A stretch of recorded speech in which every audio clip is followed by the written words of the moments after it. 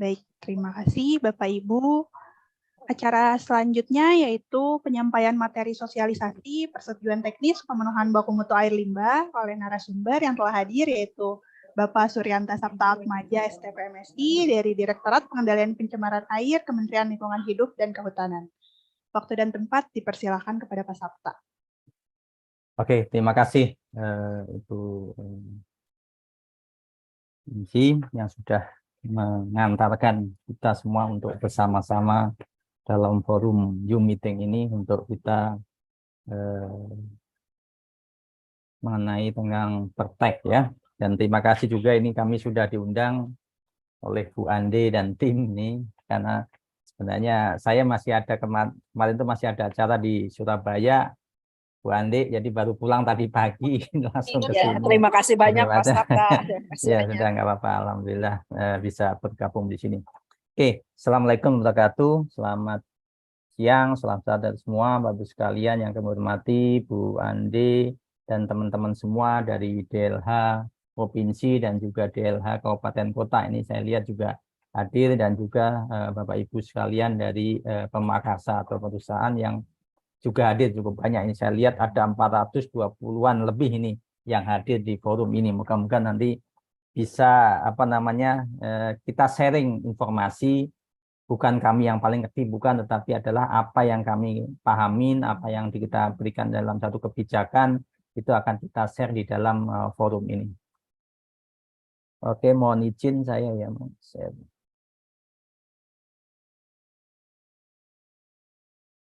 Ya. Bisa kelihatan Bapak Ibu sekalian?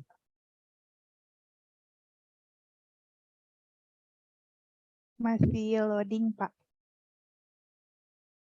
Sudah terlihat, Pak. Ya, moga-moga lancar ini ya, karena kita namanya Zoom itu kadang-kadang terganggu dengan kondisi teknis ini yang moga-moga ini bisa nih. Oke, Bapak Ibu sekalian, hari ini kita akan sama-sama memahamin apa yang disebut persetujuan teknis dan juga mungkin SLO nanti ya. Oke, mungkin tapi sebelumnya saya tadi mungkin belum perkenalkan, saya Suryanta Sapta dari Direktorat Pengendalian Pencemaran Air yang memang sehari-hari ini menangani terkait dengan persetujuan teknis. Nah, ini yang mungkin nanti kita akan coba bersama-sama untuk sharing ini. Oke, Bapak sekalian, kalau kita bicara aturan, bicara di dalam proses pengolahan lingkungan itu sebenarnya sudah ada sebelumnya ada Undang-Undang 32 tahun 2009, tetapi dengan adanya Undang-Undang 11 tahun 2020 maka ada perbedaan, ada di situ perubahan-perubahan yang yang signifikan di dalam proses pengolahan lingkungan. Walaupun bagaimanapun adalah kalau kita ngomong lingkungan adalah kita menjaga atau dalam rangka kehati-hatian untuk kita bisa menjaga lingkungan menjadi lebih baik dan tetap baik. Kalau kita bicara lingkungan, maka ada kriteria-kriteria, ada mekanisme-mekanisme yang untuk bagaimana untuk lingkungan itu menjadi tetap baik dan menjadi lebih baik. Salah satunya adalah terkait dengan dokumen lingkungan yang mungkin dulu di dalam proses sebelumnya sebelum ada Undang-Undang 11 tahun 2021 mungkin ada perbedaan yang cukup signifikan khususnya dalam proses dokumen lingkungan, AMDAL dan sebagainya. Tetapi tidak menafikan bahwa atau tidak. Kalau dulu mungkin sebelum keluarnya Undang-Undang 11 tahun 2001 ada informasi AMDAL dihilangkan dan sebagainya, itu tidak benar. Tapi itu adalah kita bagaimana, karena ini adalah untuk bagaimana untuk mempercepat proses usaha kegiatan, maka bagaimana juga proses izin perizinan di dalam pengelolaan lingkungan itu juga menjadi lebih tertata, lebih menggambarkan betul, bukan hanya cepat, tetapi bagaimana proses itu berjalan, kemudian apa yang diatur di dalam perizinan itu juga betul-betul mengatur apa yang memang harus diperlukan di dalam proses pengendalian dan pengolahan lingkungan. Kemudian di dalam Undang-Undang 11 tahun 2021 ini adalah ada beberapa perubahan terkait dengan Undang-Undang 32 tahun 2009, di mana beberapa pasal itu dilakukan perubahan, kemudian ditambahkan ya juga ada yang dihapus. Ini adalah untuk bagaimana untuk proses perizinan dan sebagainya itu supaya bisa lebih cepat dan sebagainya. Walaupun mungkin saat ini mungkin merasa ini memprotek mungkin agak bukan mempercepat tapi nanti dalam rangka bahwa Kalau dengan Pertek ini kan dalam proses perencanaan dan itu berlaku nantinya itu bukan kalau dulu mungkin perizinan itu berlaku hanya 5 tahun atau hanya 2 tahun, tapi dengan proses perencanaan yang dengan Pertek ini maka juga nanti berlakunya sepanjang tidak ada perubahan itu berlaku sepanjang izin usaha kegiatan itu berlangsung. Ini masih lanjut saja. Kemudian juga di dalam proses perubahan dalam Undang-Undang 32 tahun 2009 dengan Undang-Undang Cipta Kerja ini ada beberapa pasal yang dirubah. Saya mencermati di pasal 37 ini bagaimana Bapak Ibu sekalian sebagai pelaku usaha atau perizin usaha itu jangan sampai memalsukan data. Ini yang saya pesan kepada Bapak Ibu sekalian, baik itu dalam proses perizinan maupun dalam proses pengelolaan lingkungan, jangan sampai data-data itu dipalsukan. Karena ini menjadi cacat hukum, cacat sehingga perizinan juga nanti perizinan juga cacat hukum.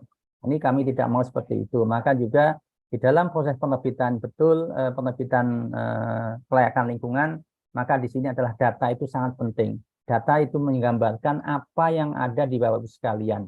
Sehingga itu betul-betul harus betul data itu dan benar, sehingga betul-betul menggambarkan di dalam proses nanti pengelolaan lingkungan. Jangan sampai Bapak Ibu sekalian karena tidak mau melakukan kompensasi, misalkan ada aturan untuk kompensasi, datanya dipalsukan dan sebagainya misalnya, atau mungkin juga data-data yang lain yang menggambarkan bahwa kami sudah bisa memenuhi baku mutu, padahal sebenarnya dalam prakteknya di dalam pengelolaan lingkungan ternyata belum bisa memenuhi baku mutu. Ini kan juga hal seperti itu jangan sampai terjadi, karena kami mengharapkan Bapak Ibu sekalian terkena penegakan hukum. Tetapi bagaimana Bapak Ibu sekalian di dalam melakukan pengelolaan lingkungan itu betul-betul benar dan juga tidak ada pemalsuan. Kemudian kalau kita bicara tadi Undang-Undang 11 tahun 2020, maka ada turunannya di sini adalah PP 22 tahun 2021 yang mengatur di dalam proses perlindungan dan pengaturan perlindungan dan pengelolaan lingkungan hidup. Nah, kalau dulu mungkin ada PP-PP yang mengatur dari masing-masing kegiatan, masing-masing proses itu berkaitan air, udara, dan limbah berisik itu masing-masing bentuk PP-nya atau peraturan pemerintahnya. Tapi di dalam Undang-Undang 11 tahun 2020, maka turunannya di PP 22 tahun 2021 di sini mengatur keseluruhannya, baik itu dari Moses AMDAL, kalau dulu ada PP 27, kemudian ada udara ada PP 41, kemudian ada terkait dengan air ada PP 82, kemudian ada PP terkait dengan limbah B3, PP 101 dan sebagainya. Nah, ini diatur di dalam satu kesatuan di dalam PP 22 tahun 2021. Termasuk juga di sini kalau kita lihat, kalau dulu di dalam aturan atau peraturan pemerintah itu tidak ada sanksi. Kalau di dalam PP 22 itu muncul sanksi. Kalau dulu sanksi ataupun tindakan hukum itu hanya ada di undang-undang, tetapi dalam PP ini muncul di sini adalah terkait dengan sanksi administrasi. Ini yang mungkin membedakan dengan peraturan pemerintah yang lain. Kemudian kalau kita yang diatur tadi saya katakan dari mulai proses dokumen lingkungan atau AMDAL, UPL, dan ini juga diatur di dalam PP ini sampai tadi saya katakan sanksi administrasi, termasuk juga kaitannya dengan pengelolaan limbah B3, pengelolaan pengendalian pencemaran air, kemudian juga terkait dengan pengelolaan udaranya. Kemudian kalau kita hari ini sama-sama, kalau tadi adalah sebagai dasar hukum, kemudian sebagai pembuka, maka kita bicara di sini adalah kaitannya dengan Pertek dan SLO. Maka karena ini sama-sama tadi saya katakan Bapak Ibu sekalian bahwa dengan rezim ini ada rezim yang baru ini, dengan undang-undang baru ini ada perubahan-perubahan yang signifikan terkait dengan pengaturan perizinan. Mungkin ini istilah-istilah dari peraturan teknis, standar teknis, SLO dan sebagainya, ini nanti silahkan dibaca aja. Oke, tapi kalau kita melihat apa sih yang membedakan dengan perizinan yang terdahulu, rezim yang lama, seperti apa? Ini kalau kita melihat di dalam pemberlakuan PP 22 tahun 2021, mohon maaf ini saya salah, tahun 2021 ini, mohon maaf. Ini ada perbedaan yang sangat signifikan. Kalau dulu namanya sebelum ada PP 22 tahun 2021 tadi ada namanya izin pembuangan dan atau pemanfaatan air limbah. Nah, tapi dengan adanya sekarang dengan PP 22 tahun 2021 ini ada namanya persetujuan teknis. Nah, ini yang membedakan. Kemudian juga kalau dulu itu izin, namanya izin PPLH, baik itu izin pembuangan atau pemanfaatan tadi, itu diajukan setelah usaha atau kegiatan itu berlangsung. Artinya sudah beroperasi. Artinya Bapak Ibu sekalian mendapatkan dokumen lingkungan atau izin lingkungan, kemudian dapat izin usaha, baru nanti setelah operasi baru bisa mengajukan namanya izin PPLH atau izin pembuangan pemanfaatan. Tetapi dengan adanya PP 22 tahun 2021 ini, perizinan itu atau ini ditarik ke depan. Bapak Ibu sekalian dalam melakukan usaha atau kegiatan dalam proses perencanaan harus mempunyai perencanaan bagaimana pengelolaan air limbahnya, bagaimana pengelolaan limbah B3-nya, bagaimana pengelolaan emisi udaranya, dan sebagainya. Itu harus sudah diatur di dalam pertek ini. Sehingga ini tahapnya adalah tahap perencanaan. Makanya kalau di sini adalah pertek itu hanya satu. Tetapi kalau izin, mungkin izin membuang sebelumnya itu bisa ada 3, ada 4, ada 2, dan sebagainya. Karena memang di situ adalah tergantung mana apa sumber air limbah yang akan dikelola, akan dilakukan ini, baru dikeluarkan izin. Tapi kalau di pertek ini semua kegiatan yang akan direncanakan, baik itu perencanaannya tahun 5 tahun ke depan, 2 tahun ke depan, itu masuk di dalam proses perencanaan pertek ini. Kemudian juga jelas terpisah di dalam dengan izin lingkungan. Tapi kalau dengan pertek ini adalah terintegrasi dengan tujuan lingkungannya. Artinya kalau dulu mungkin informasi pengelolaan lingkungan, pengelolaan air misalnya, atau pengelolaan udara dan sebagainya, itu belum masuk di dalam izin lingkungannya, belum masuk di dalam dokumen lingkungannya. Tapi kalau saat ini dengan adanya pertek, mau tidak mau, karena syarat untuk keluarnya persetujuan lingkungan adalah setelah adanya pertek. Sehingga mau tidak mau, pertek itu akan masuk terintegrasi di dalam tujuan lingkungan. Kemudian juga kalau dulu semua yang wajib AMDAL, UKL, UPL maupun SPPL adalah wajib juga mempunyai izin izin PPLH atau izin pembuangan atau pemanfaatan air limbah. Tetapi kalau untuk khusus pertek di PP 22 tahun 2021 dan Permen 5 tahun 2021, maka hanya yang wajib pertek ini adalah yang wajib AMDAL atau UKL, UPL saja. Jadi kalau SPPL ya tidak wajib untuk memiliki persetujuan teknis.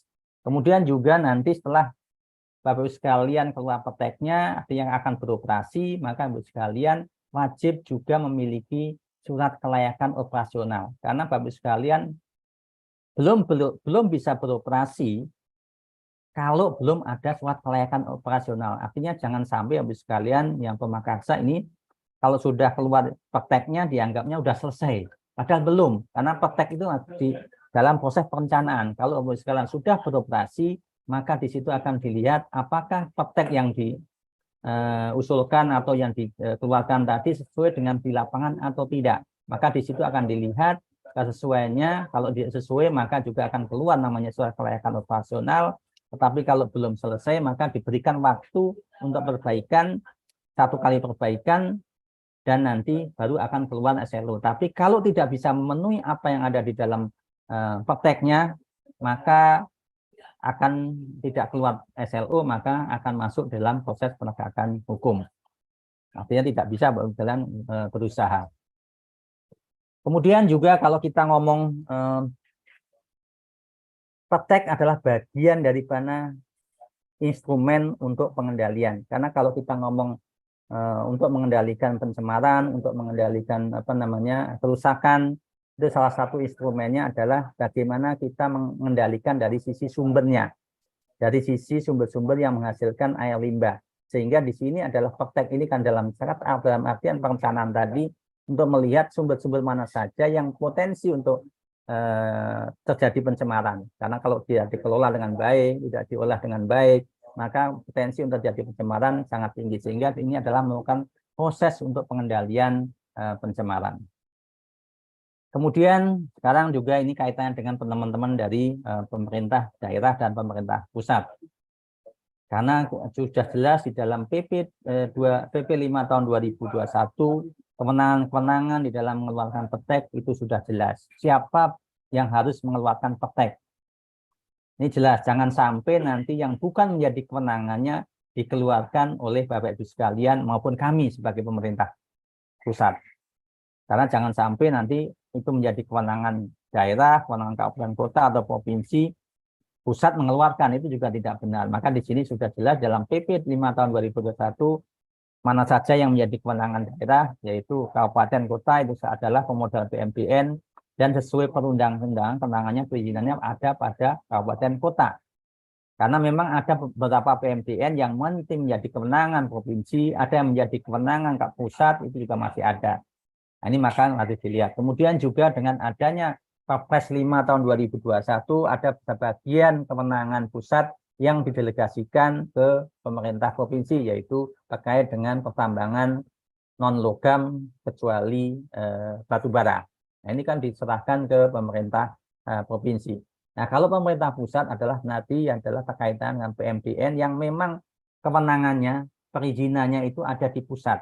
Contoh misalnya industri perusahaan kegiatan perhutanan atau usaha-usaha kegiatan yang sudah tersedia di dalam PP 5 tahun 2021 sebagai misalnya hotel, kemudian rumah sakit tipe A atau hotel yang lebih dari 200 kamar dan sebagainya, itu menjadi kewenangan pusat.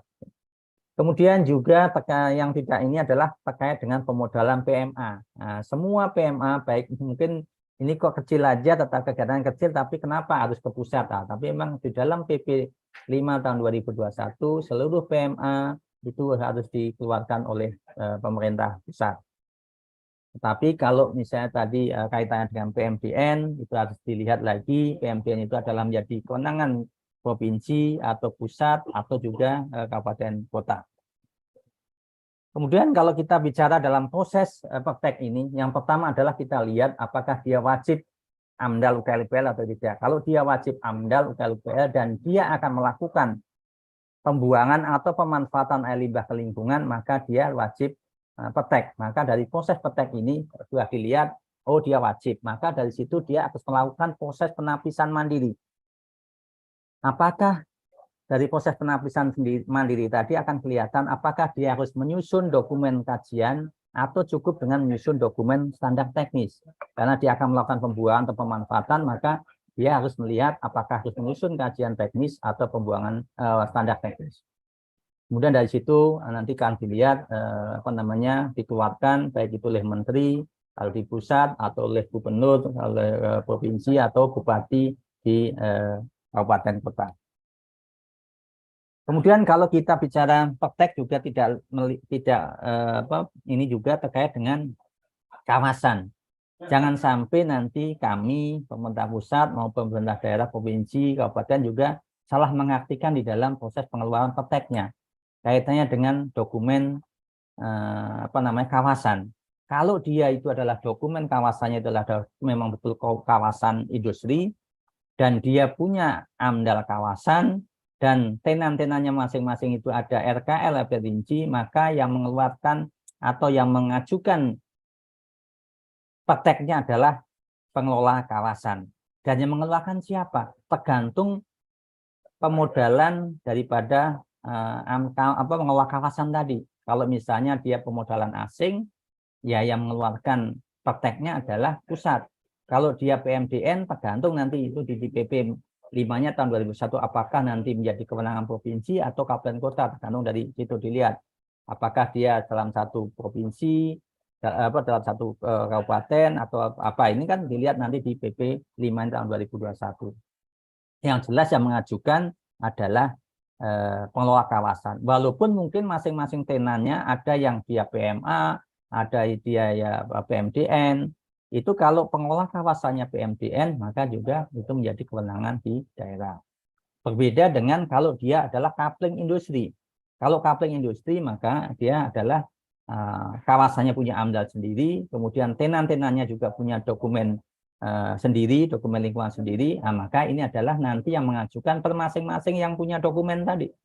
Kalau tenannya PMA, ya nanti PMA yang ke pusat. Kalau tenannya itu PMDN, tergantung dari PP 5 tahun 2001 ada menjadi kewenangan kabupaten atau menjadi kewenangan provinsi. Termasuk juga pengelola couplingnya ini, yang AMDAL juga nanti tergantung dari dia di PP 5-nya seperti apa. Ini kawasan, sehingga dia biasanya kalau namanya kawasan industri dia punya IPAL komunal. Mungkin masing-masing tenannya punya pretreatment atau IPAL untuk mengelola awal. kemudian dia digabungkan menjadi IPAL komunal. Tapi bisa juga walaupun dia kawasan, tapi bisa juga masing-masing tenan memang diwajibkan untuk mengelola IPAL sendiri-sendiri. Maka tapi tadi adalah mengajukan prakteknya adalah tetap mengelola kawasan kalau memang itu kawasan. Tetapi kalau coupling industri, maka itu adalah masing-masing punya IPAL, masing-masing punya praktek masing-masing, tergantung daripada tadi pemodalannya, kemudian sesuai dengan PP 5 tahun 2021 ada menjadi kewenangan siapa. Kemudian juga nanti masing-masing tenan atau masing-masing kawasan itu adalah mempunyai regulasi kawasan. Jadi kalau pengolah kawasan dia punya regulasi kawasan bagaimana untuk pengolahan air limbahnya di masing-masing tenannya, apakah perlu treatment dengan membangun IPAL treatmentnya atau seperti apa, itu menjadi tanggung jawab dari pengolah kawasan untuk nanti dituangkan di dalam estate regulation-nya. Kemudian waktu pelaku usaha mengajukan praktek ini sebenarnya kapan sih Bapak Ibu sekalian? Ini biasanya kadang-kadang teman-teman baik di pusat maupun di daerah kadang-kadang mana dulu yang harus dilakukan. Nah, ini juga sebenarnya sudah tertuang di dalam Permen 5 tahun 2021 di pasal 8 atau juga di PP 22 tahun 2021. Kalau dia adalah dokumen lingkungannya AMDAL, maka Ibu sekalian bisa mengajukan praktek bersamaan dengan pengajuan AMDAL. Tapi Bapak Ibu sekalian hanya bisa dibahas sampai KA sebelum praktek keluar.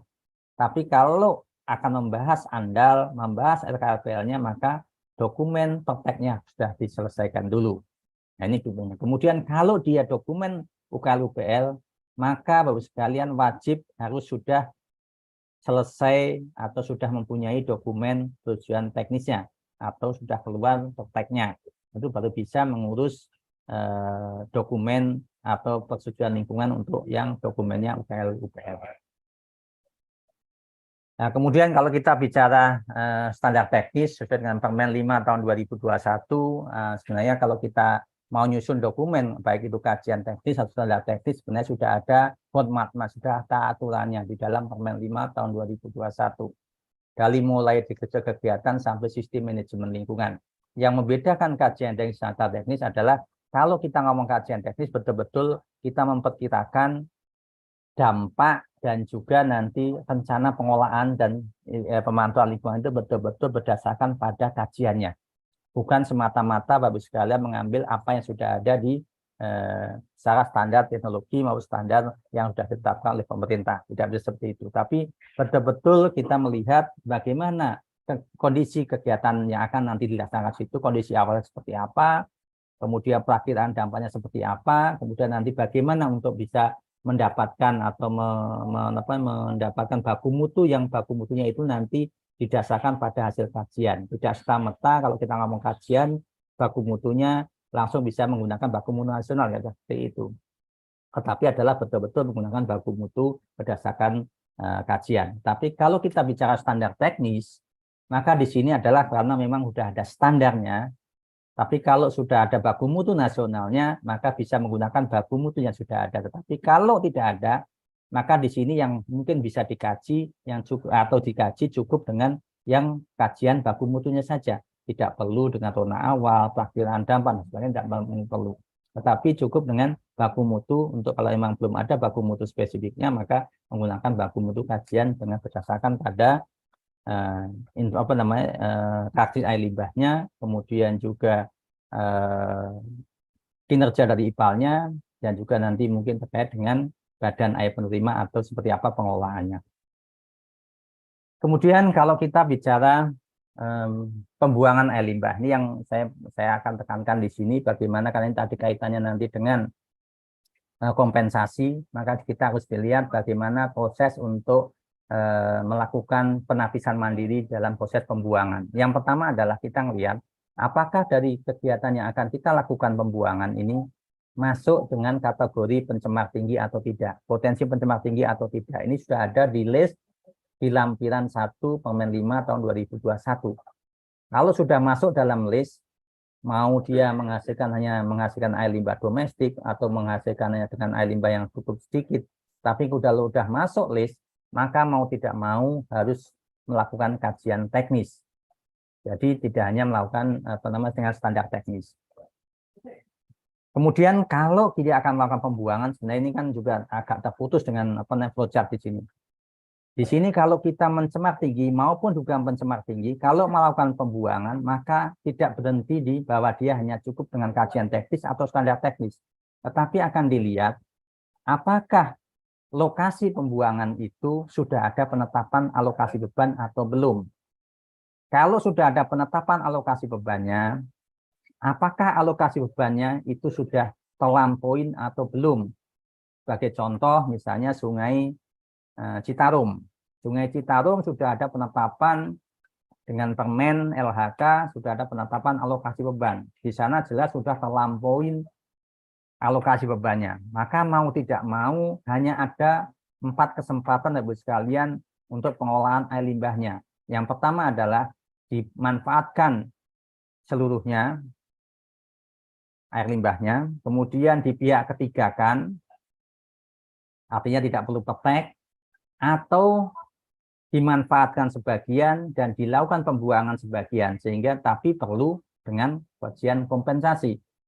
Atau juga dilakukan pembuangan keseluruhannya dibolehkan tetapi dengan kompensasi. Nah, ini yang mungkin nanti akan kita bahas lebih lanjut terkait dengan kajian alternatif kompensasinya. Kemudian kalau belum ada alokasi beban pencemarannya, maka bagaimana? Nah, ini akan kita lihat kembali adalah mutu air yang akan di tempat pembuangan tadi. Di situ apakah nanti sudah terlampaui mutu airnya sesuai dengan kelas airnya atau belum. Kalau sudah terlampaui mau tidak mau dengan tadi hanya 4 kesempatan tadi. Maka kalau tetap melakukan pembuangan maka tetap harus ada kajian alternatif. Tetapi kalau masih memenuhi mutu airnya, kemudian tidak ada alokasi bebannya, maka dia bisa menggunakan nanti baku mutu yang spesifik kalau itu adalah untuk yang bukan masuk potensi pencemar tinggi. Tetapi kalau tidak ada baku mutu spesifiknya, saya katakan tadi, maka perlu melakukan kajian baku mutunya. Nah, ini juga lokasi-lokasi pembuangan, kalau dulu mungkin berbeda dengan yang lama, kalau yang dulu sebelum-sebelumnya tidak ada pengaturan, Bapak sekalian mau membuang di manapun dibolehkan, asal memenuhi baku mutu. Nah, tapi kalau di dalam acuan baru ini, ada aturan baru ini, di dalam PP 22 maupun di Permen 5 tahun 2021, jelas di sana diperlihatkan bahwa Bapak sekalian hanya dibolehkan untuk melakukan pembuangan di sungai, danau yang terbuka atau rawa yang terbuka dan juga kanal dibolehkan. Tetapi sekarang tidak dibolehkan membuang ada di drainase, di saluran irigasi atau danau tertutup. Ini dibolehkan lagi. Tapi kalau sekalian akan melakukan pengangkutan air limbah dan sebagainya itu tidak perlu petek, tapi ada perlu ketentuan-ketentuan teknis untuk pengangkutannya. Ini tadi udah ya. Nah, kemudian kalau tadi saya katakan alokasi beban sudah terlampaui atau belum, nanti sudah ada penetapannya. Kalau memang itu lintas kabupaten atau menjadi sungai prioritas, maka yang menetapkan adalah pemerintah pusat. Kalau tadi mungkin misalnya ada lintas kabupaten, mungkin bisa juga penetapan alokasi beban oleh provinsi, dan juga kalau dalam satu kabupaten bisa juga yang menetapkan adalah kabupaten. Kemudian data kualitas badan airnya. Nah, ini yang tadi saya mutu airnya untuk dilihat. Nanti kan dilihat, maka yang pertama kali di dalam proses untuk melihat praktek ini, kalau sekarang akan melakukan pembuangan ke badan air adalah harus ada data informasi terkait dengan hasil uji mutu air sungainya. Mau tidak mau, kalau tidak ada itu pasti ditolak Bapak sekalian untuk mengajukan prakteknya kalau untuk pembuangan. Maka di situ dilihat apakah nanti masih memenuhi baku mutu air atau tidak dari hasil pemantauan tadi. Dan data pemantauan tadi juga bisa berasal dari pemakarsa yang memang diwajibkan untuk melakukan pemantauan sebelum melakukan praktek, itu diwajibkan untuk melakukan pemantauan di musim kemarau dan musim penghujan untuk melihat apakah dia masih memenuhi baku mutu air atau tidak. Tapi bisa juga menggunakan data-data yang diperoleh dari pemantauan baik itu dari kabupaten kota sendiri, provinsi, atau juga mungkin dari pemerintah, atau mungkin juga dari instansi lain yang memang bisa dipertanggungjawabkan. Itu bisa juga digunakan. Sebagai contoh misalnya ada pemakarsa yang mengajukan melakukan pemantauan badan sungainya baik-baik saja. Tapi kita cross check misalnya kalau di pusat, kita cross check ke pemerintah daerahnya, ternyata mereka juga melakukan pemantauan di badan air tadi dan ternyata juga ada yang terlewati dan itu signifikan dengan apa yang ada di parameter yang signifikan dengan perusahaan tersebut sehingga mau tidak mau harus dilakukan nanti kompensasi. Ini mungkin nanti di ini ya, tata caranya nanti di dalam Permen 5 tahun 2021 sebenarnya bagaimana kita menyusun format Permen 5 tahun 2021 dengan baik dan benar. Ini yang kadang-kadang kita kalau kita bicara format dan ini memang kalau kita ngelihat ini oh seperti ini, tapi sebenarnya apa yang ada di Permen 5 tahun 2021 harus kita terjemahkan dengan baik. Kita ngomong jenis kapasitas. Artinya di situ ada kegiatan apa di dalam perusahaan tersebut, itu yang harus disampaikan. Kemudian kapasitasnya berapa, itu kan harus dijelaskan. Kalau kita ngomong kegiatan utama, misalnya industri tekstil, misalnya ya, kegiatan utamanya apa di sana? Di sana ada proses apa saja di sana itu. Ada misalnya dalam pencelupan dan sebagainya misalnya. Itu kan kegiatan itu dan kapasitasnya berapa di situ. Nah, ini yang harus disebutin. Kadang-kadang kapasitas bukannya ini, tapi misalnya disebutin luasannya dan sebagainya. Tapi ini adalah kapasitas produksinya. Kapasitas produksinya. Termasuk juga kegiatan penunjangnya. Kalau kita penunjang adalah misalnya untuk musola. Musola itu untuk kapasitas untuk berapa orang. Karena ini kaitannya nanti dikaitkan dengan berapa air limbah yang akan keluar. Walaupun tidak harus semua menghasilkan air limbah, tapi nanti akan ke sana. Oh, kalau nggak menghasilkan air limbah juga kelihatan dia kapasitas segini, tidak ada air limbah yang yang menggunakan air limbah, termasuk nanti di bahan baku penolong itu kelihatan. Oh, ada menggunakan air atau tidak. Nah, ini juga harus diperhatikan betul. Untuk standar teknis juga tadi saya katakan yang membedakan mungkin nanti di dalam proses penentuan baku mutunya saja. Kalau kita bicara juga nanti terkait dengan sistem manajemen lingkungan, sebenarnya apa-apa yang ada di Permen 5 tahun 2021 di lampiran 4, itu semua poin-poin ini harus dijawab, bukan di copy paste. Kadang-kadang Bapak Ibu sekalian konsultan copy paste dari Permen 5 tahun 2021.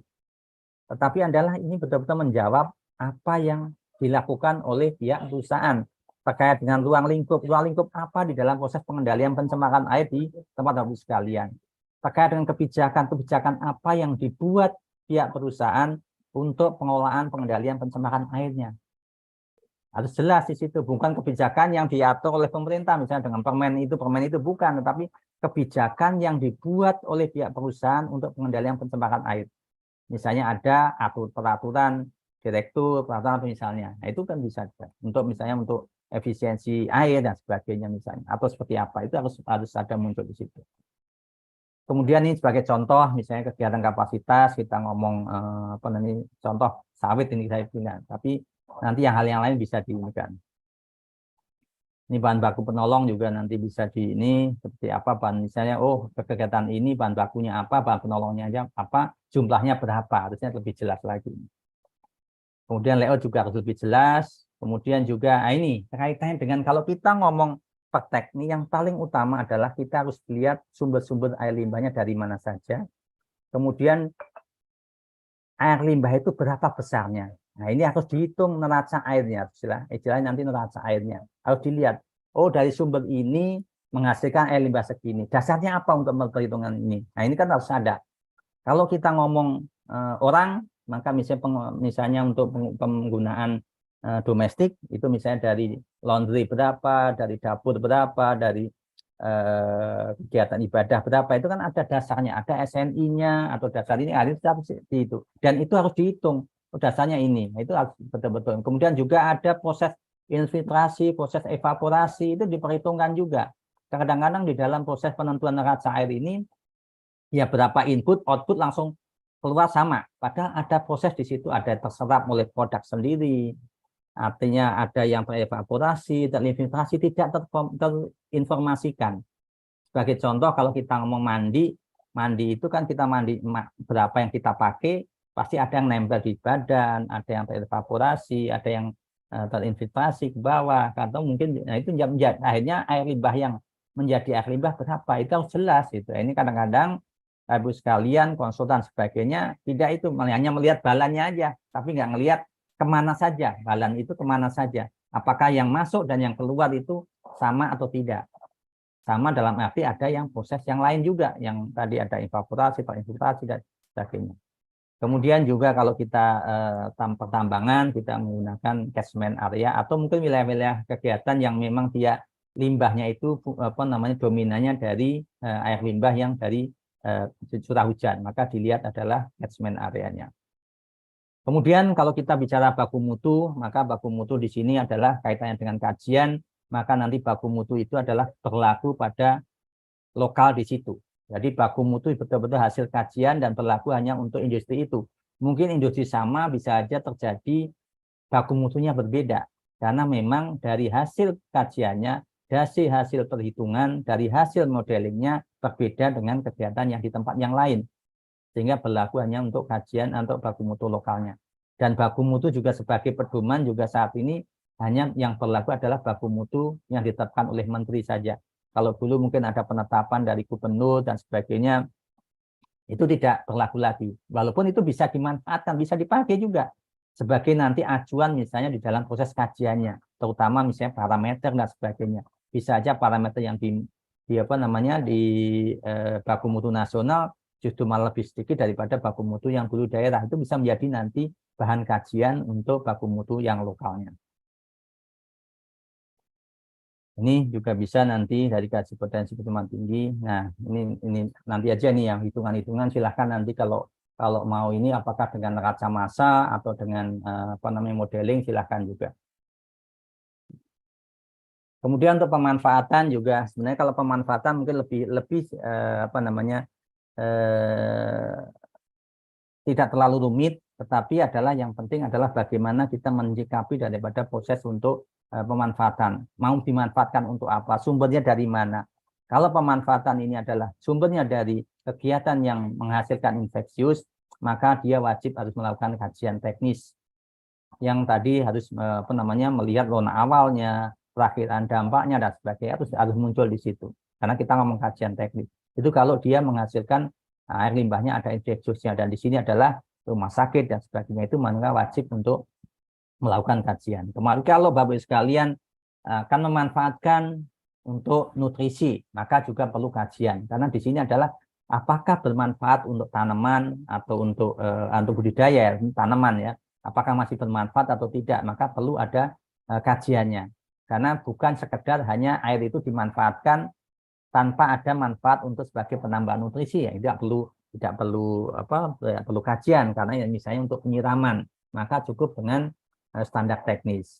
Walaupun saat ini baku mutunya juga belum ada secara legalnya, tetapi kajian kami sudah ada, maka bisa menggunakan kajian dari KLHK atau juga Bapak Ibu sekalian bisa mengkaji sendiri untuk penetapan baku mutu yang untuk penyiraman dan pencucian misalnya, karena memang belum ada baku mutu spesifiknya. Ya, ini untuk ininya nanti poin-poinnya silahkan di ini. Nah, kalau kita ngomong penyiraman atau mungkin pemanfaatan tadi, tidak kalah pentingnya adalah terkait dengan dosis yang akan kita gunakan untuk pemanfaatan tadi. Jangan sampai nanti dosis itu berlebihan sehingga nanti justru akan terjadi run-off, mencemari lingkungan. Maka perlu di dalam proses perhitungan debit ini betul-betul kita mempertimbangkan jumlah air limbahnya dan juga curah hujan yang ada di wilayah tersebut. Kemudian untuk formasi tertentu juga sama nanti untuk apakah tujuannya untuk apa, apakah untuk menahan intrusi laut, untuk dikembalikan ke proses atau untuk injeksi formasi tertentu dan sebagainya. Ini juga perlu diinikan untuk pembuangan. Atau diresapkan, kalau diresapkan juga boleh Bapak sekalian. Jadi air limbah Bapak sekalian boleh diresapkan ke badan air ke permukaan tanah. Dan itu nanti baku mutunya juga sudah ada state di dalam Permen 5 tahun 2001 menggunakan baku mutu kelas 3. Ini juga nanti baku mutu untuk ininya. Nah, kemudian juga untuk baku mutu pemanfaatan dalam aplikasi sana, misalnya juga untuk penyiraman, mungkin nanti karena kaitannya dengan infeksius tadi juga perlu ada kajian, maka perlu mengkaji betul secara infeksiusnya apa saja. Memang ada beberapa yang sudah hasil kajian dari pelaku usaha untuk untuk rumah sakit, itu ada tambahan untuk limbah infeksiusnya yaitu bakteri. Ada bakteri Salmonella, Shigella, Cholera, dan sebagainya. Tapi ini nanti bisa berbeda dengan Bapak Ibu sekalian. Dari hasil kajian Bapak Ibu sekalian bisa berbeda. Atau minimal sama, bisa aja. Tapi tergantung daripada yang potensi di wilayah Bapak Ibu sekalian, itu kegiatan rumah sakit, itu apa saja penyakit apa yang muncul di sana. Bisa aja mungkin ada infeksi, ada virusnya dan sebagainya, bisa aja, bukan hanya bakteri misalnya. Ini kemudian nanti ini kalau kemudian juga ada, kalau habis kalian bisa melakukan perubahan praktek, kalau ya ada perubahan desin, perubahan istifalnya, perubahan pengolahan limbah, kalau tadinya untuk dibuang kemudian akan dimanfaatkan, itu juga akan bisa dilakukan dengan melakukan perubahan praktek. Ini lagi. Nah, kemudian di masa peralihan itu ada di PP 22 tahun 2001, ini setelah berlakunya PP juga tetap berlaku, dan apa artinya nanti Bapak sekalian dokumen lingkungan juga masih tetap berlaku asalkan tidak ada perubahan.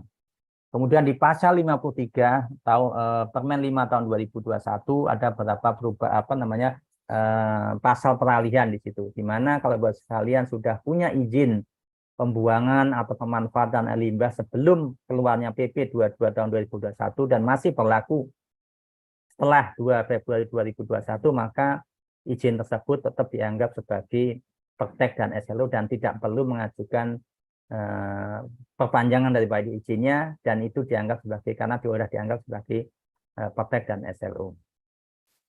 Kecuali ada perubahan sesuai dengan pasal 15 tahun Permen 5 tahun 2021 tadi.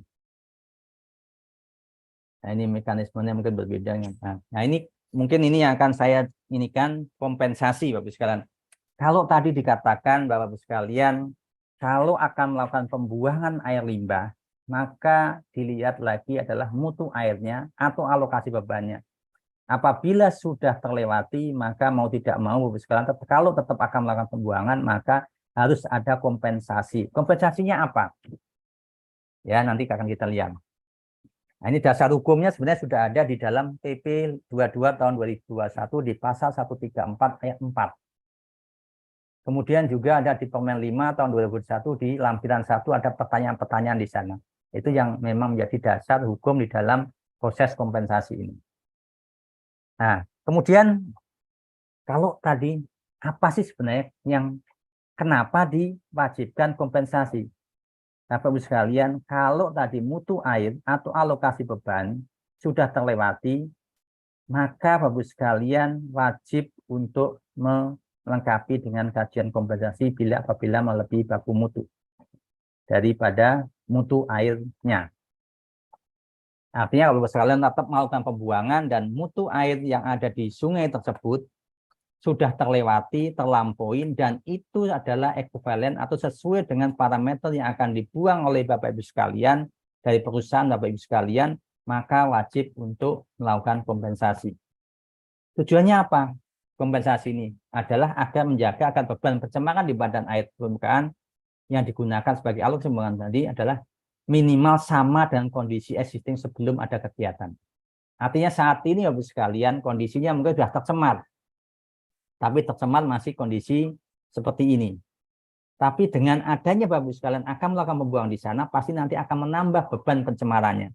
Sehingga pencemaran yang tadi misalnya pencemar ringan menjadi pencemar berat. Maka di situ adalah Bapak harus bisa mengkompensasi atau menurunkan beban di tempat lain sebesar yang akan Bapak Ibu sekalian buang. Sehingga kondisinya sungai tadi minimal sama dengan saat ini. Ini sehingga nanti harus ada penurunan beban pencemaran di sektor lain, di tempat yang lain. Langkah-langkahnya apa? Pasti pertama adalah memastikan parameter apa saja yang terlampaui dengan parameter air limbahnya. Jangan sampai nanti teman-teman di daerah atau di DLH ini harus kompensasi. Nah, padahal mungkin parameternya berbeda dengan parameter yang dikeluarkan oleh perusahaan tersebut. Sebagai contoh misalnya parameter misalnya untuk industri makanan. Industri makanan mungkin organiknya yang dominan. Ada BOD, COD, dan sebagainya. Tapi yang melebihi di badan airnya misalnya logam berat, Fe misalnya, atau apa, atau ZN misalnya. Tidak bisa perusahaan tersebut untuk dimintakan untuk menjalankan kajian kompensasi karena tidak signifikan dengan parameter yang dihasilkan oleh pihak perusahaan tersebut. Nah, ini.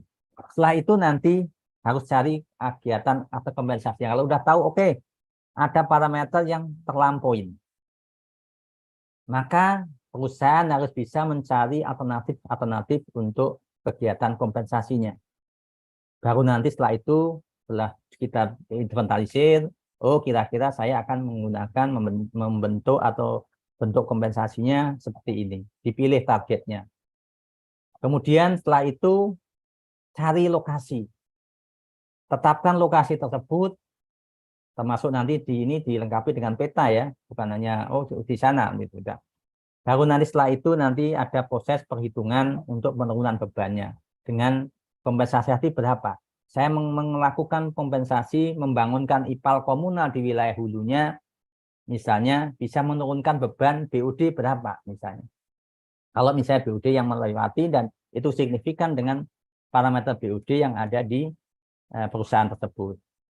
Nah, ini juga penurunan ya. Kita belum melihat sampai ke baku mutu untuk yang akan dikompensasi tadi. Tapi adalah penurunan, kita memperbaiki sungainya supaya nanti dengan beban yang akan kita buang minimal sama. Karena ini ada tempat lain juga sebenarnya membuang, tapi tidak terkendali dengan misalnya masyarakat tadi. Dia membuang air limbah domestiknya, atau membuang sampah yang sembarangan ke sungai, sehingga itu menyebabkan juga penambahan beban ke sungainya. Maka kita coba untuk mengkompensasikan dengan mengelola apa yang dibuang oleh masyarakat tadi. Atau seperti apa, silakan monggo itu. Nah, baru nanti setelah itu ada proses membandingkan penurunan beban yang dengan kompensasi tadi dengan beban yang akan dibuang oleh perusahaan tadi. Baru nanti dilengkapi dengan rincian pembiayaan untuk mengkompensasikan tadi, kemudian dengan dilengkapi dengan jadwal untuk pelaksanaannya. Nah, ini baru nanti pelaksanaan kompensasinya, termasuk juga nanti bagaimana pasca pembangunan kompensasinya. Ini juga harus jelas, jangan sampai nanti setelah kompensasi dibiarin begitu aja tanpa ada kelembagaan yang yang menanganinya. Ini juga tidak benar.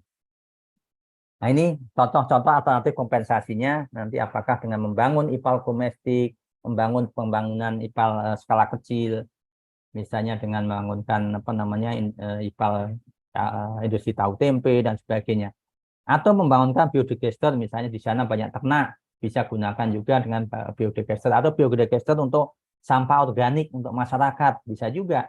Nanti ada hitungan-hitungan yang bisa mengekuivalenkan berapa sih besarannya untuk beban yang akan dibuang dengan kompensasi ini. Kemudian juga misalnya ada pemanfaatan air limbah sebagai pengelolaan sampah, rehabilitasi lahan. Kalau misalnya TSS tinggi, maka dia harus ada proses misalnya melakukan rehabilitasi lahan sehingga proses terjadinya erosi dan sebagainya itu berkurang sehingga TSS yang ada di sungai juga bisa berkurang. Atau mungkin ada kegiatan ekoreparian, pengelolaan misalnya titik dan sebagainya. Titik misalnya sebagai contoh, misalnya ada kegiatan pertanian di sana dengan membangunkan IPAL untuk atau pengelolaan air limpasan daripada pertaniannya sehingga dia mengurangi misalnya pestisida, pupuk dan sebagainya yang itu juga signifikan dengan parameter yang ada di perusahaan tersebut. Atau kegiatan-kegiatan lain di bidang pengelolaannya pengelolaannya. Nah, kemudian nanti pemilihan bentuk kegiatan kompensasi ini tolong dipilih yang memang sesuai dengan mungkin untuk menurunkan beban dari parameter yang akan dikompensasi tadi. Jangan sampai Bapak Ibu sekalian membangunkan IPAL komunal padahal Bapak Ibu sekalian yang melebihi TSS-nya misalnya bisa aja menurunkan tapi tidak terlalu signifikan untuk penurunannya.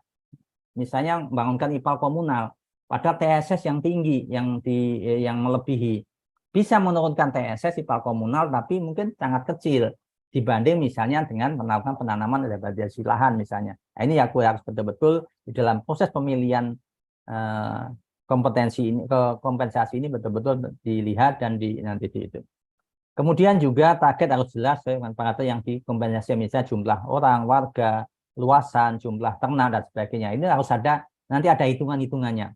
Bagaimana Bapak Ibu sekalian bisa mendapatkan berapa sih harus bisa kompensasinya, berapa orang yang harus kita bangunkan IPAL komunal, itu bisa dilakukan penghitungan-penghitungan dan nanti kita berikan nanti mungkin dengan Excel-nya mungkin nanti kalau Bapak Ibu butuh untuk ini kan.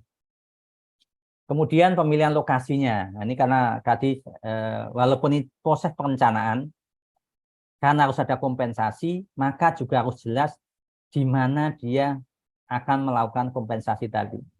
Lokasinya harus jelas di mananya, baik itu secara administrasi maupun secara teknisnya. Secara teknis adalah karena adalah menurunkan beban pencemaran di sungai tersebut, maka jika harus bisa menurunkan beban yang ada di wilayah sungai tersebut, maka kita pilihnya adalah di hulu atau hilirnya. Kalau ini lebih baik adalah di paling baik adalah di wilayah hulunya, karena sebelum ada beban yang kita keluarkan.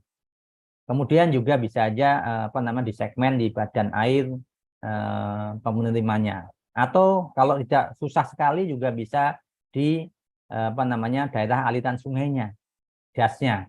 Kalau memang itu susah, tapi itu pilihan menurut ABC ini adalah pilihan-pilihan yang utama ya A, baru B dan sebagainya. Ini atau mungkin juga kalau sudah nggak ketemu lagi ya bisa aja di satu kabupaten dan sebagainya. Ini tapi mohon di dalam proses untuk penentuan lokasi ini pertama dicari dulu di wilayah hulunya. Baru nanti ke arah kalau memang nggak dapat baru ke arah sungai yang lain atau dalam satu das, bisa juga nanti di ordo keberapa nggak masalah, tapi memang dalam satu das itu. Kemudian juga dalam proses pemilihan lokasi juga kita mempertimbangkan tadi pertama adalah juga aksesibilitasnya harus mudah juga. Jangan sampai kita milih lokasi yang susah untuk dilihat, dikunjungin, sehingga nanti dalam proses evaluasi, verifikasi, susah untuk melihat. Ini juga mohon ini. Kemudian juga jelas soal administrasi dan juga mungkin nanti di koordinat yang jelas, sehingga dimunculkan di dalam peteknya itu lokasinya di mana, soal administrasi,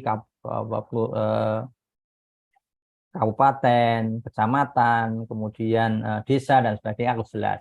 Supaya nanti kita memudahkan di dalam proses verifikasi dan jelas juga kita akan kalau kita lihat. Kemudian juga titik koordinat, jangan lupa juga karena kita akan melihat, akan memverifikasi, maka kita akan mudahkan dengan kalau ada titik koordinat akan mudah untuk melihat juga. Nah ini contoh untuk perhitungan Bapak Ibu sekalian untuk menghitung berapa sih kira-kira Bapak Ibu sekalian untuk membangunkan, contoh ini membangunkan IPAL komunal atau IPAL domestik. Maka kita akan bisa menghitung berapa sih jumlah orangnya, berapa sih kakaknya dan dibangun IPAL itu. Nah, ini kan kita lihat misalnya sebagai contoh nih, misalnya ini kita akan membuang air limbah atau perusahaan akan membuang air limbah dari WWTP-nya adalah misalnya debit yang ada dari hasil hitungan tadi, misalnya debit yang akan kita buang itu kurang lebih misalnya 380 meter kubik per hari. Tapi karena ada usaha dari Bapak Ibu sekalian, perusahaan itu memanfaatkan kembali.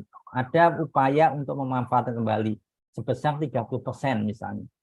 Sehingga dia kurang lebih ada 114 meter kubik yang dimanfaatkan kembali. Maka kami juga mendorong kepada Bapak Ibu sekalian supaya ada kompensasinya tidak tinggi, tidak besar, maka juga harus ada pemanfaatan kembali. Ada 114 meter kubik per hari misalnya. Sehingga kurang lebih beban limbah yang akan dibuang itu kurang lebih debitnya ada 266 meter kubik per hari. Kemudian baku mutu, ini sebagai contoh BOD ya. Baku mutu yang diusulkan, nah ini juga penting, mohon kalau dengan sudah terlampauin ini, sebenarnya baku mutu dengan baku mutu maksimum nasional juga nggak masalah, tetapi nanti kompensasinya tinggi. Tetapi karena sudah kritis, maka semua kalau saya dari kami dari KLHK, maka baku mutu itu harus lebih diperketat, nggak boleh sama persis dengan baku mutu yang nasional, karena sudah terlewati.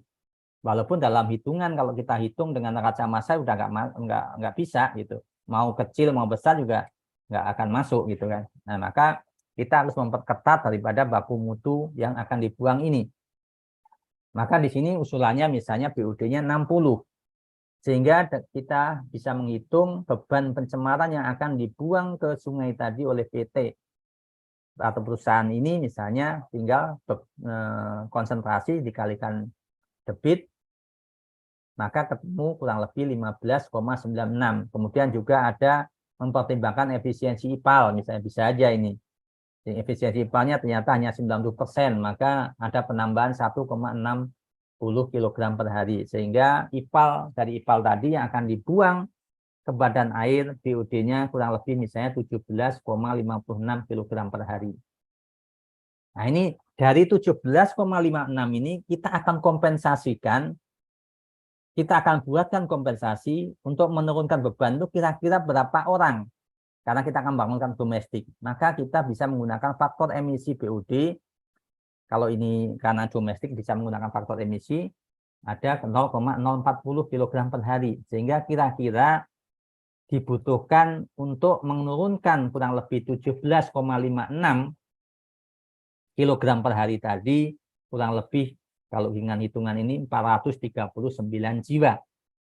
Atau kalau misalnya dalam satu kakak itu ada 4 jiwa, maka dibagi 4 kurang lebih 110 kg kakak. Maka debit limbah, misalnya debitnya juga bisa dihitung. Berapa sih? Misalnya per orang itu adalah 100 liter per hari misalnya. Per orang misalnya. Tinggal dikali ini aja nanti. Berapa? Ada 439 kalikan 100 dibagi 1000, ya ini kurang lebih ada 44 meter kubik per hari yang akan diolah untuk kompensasi tadi dari 439 jiwa. Nah, ini yang nanti akan saya coba untuk saya sampaikan nanti di dalam proses hitungan Excel-nya akan kita sampaikan. Sebenarnya ini bentuknya Excel, nanti jadi Bapak Ibu tinggal masukkan kira-kira berapa sih saya bisa menurunkan beban pencemaran untuk 17,56 ini berapa kakak. Ini akan ada hitungan di dalam Excel-nya. Ini sebagai contoh, ini sebenarnya kalau Bapak Ibu sekalian misalnya IPAL, ini ada contoh-contoh hitungan di Excel-nya. Nah ini misalnya karena kita ngomong kelas 2 ya Bapak Ibu sekalian. Nah ini bisa dihitungan nanti tinggal di Bapak Ibu sekalian masukkan kira-kira volume air limbah Bapak Ibu sekalian berapa. Ada nggak reuse? Kalau nggak ada reuse ya ini harus dihilangkan. Kalau nggak ada ininya gitu ya. Limbah yang dibuang berapa sehingga nanti kalau kayak gitu nanti yang 266 ini kalau tidak ada reuse ya sebesar 380 meter kubik per hari. Nah, ini untuk ini. Kemudian untuk nanti biodigester misalnya Bapak sekarang misalnya mau membangunkan IPAL atau biodigester untuk ternak, maka untuk untuk peternakan sapi misalnya. Berapa ekor sapi yang harus bisa dibuatkan biodigester, ini bisa dihitung juga.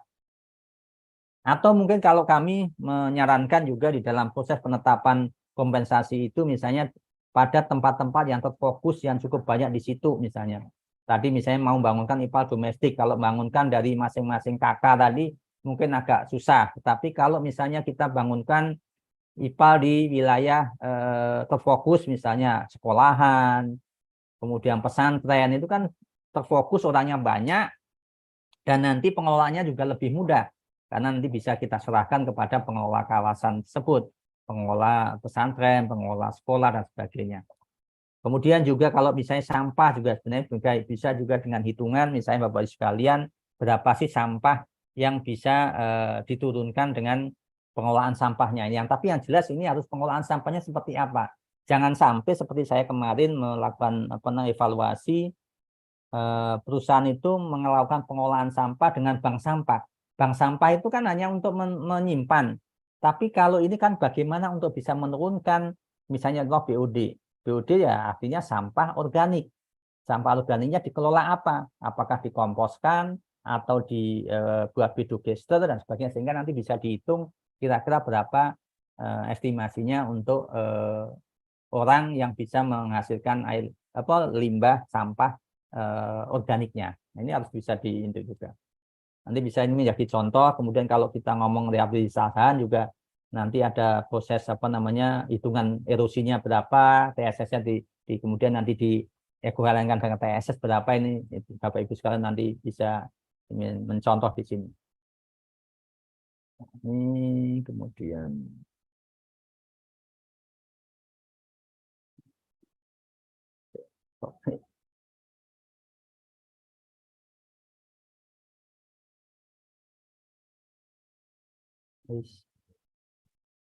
Mohon maaf Pak, ini saya gaptek nih, jadi mau balik ke proses awal malah lupa.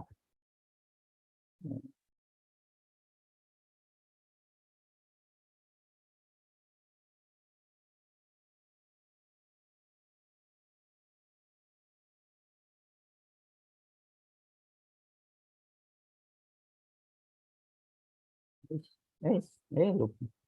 Mohon maaf Pak, saya ini harus, ternyata saya salah. Ya, ya. Tadi ini kemudian, nah, kemudian kalau Bapak sekalian yang tadi yang TSS sudah, kemudian juga kalau misalnya ada parameter yang mungkin agak susah untuk kalau kita mau kompensasi. Karena parameter itu adalah spesifik. Sebagai contoh misalnya di sini saya ini kan contoh adalah fenol misalnya.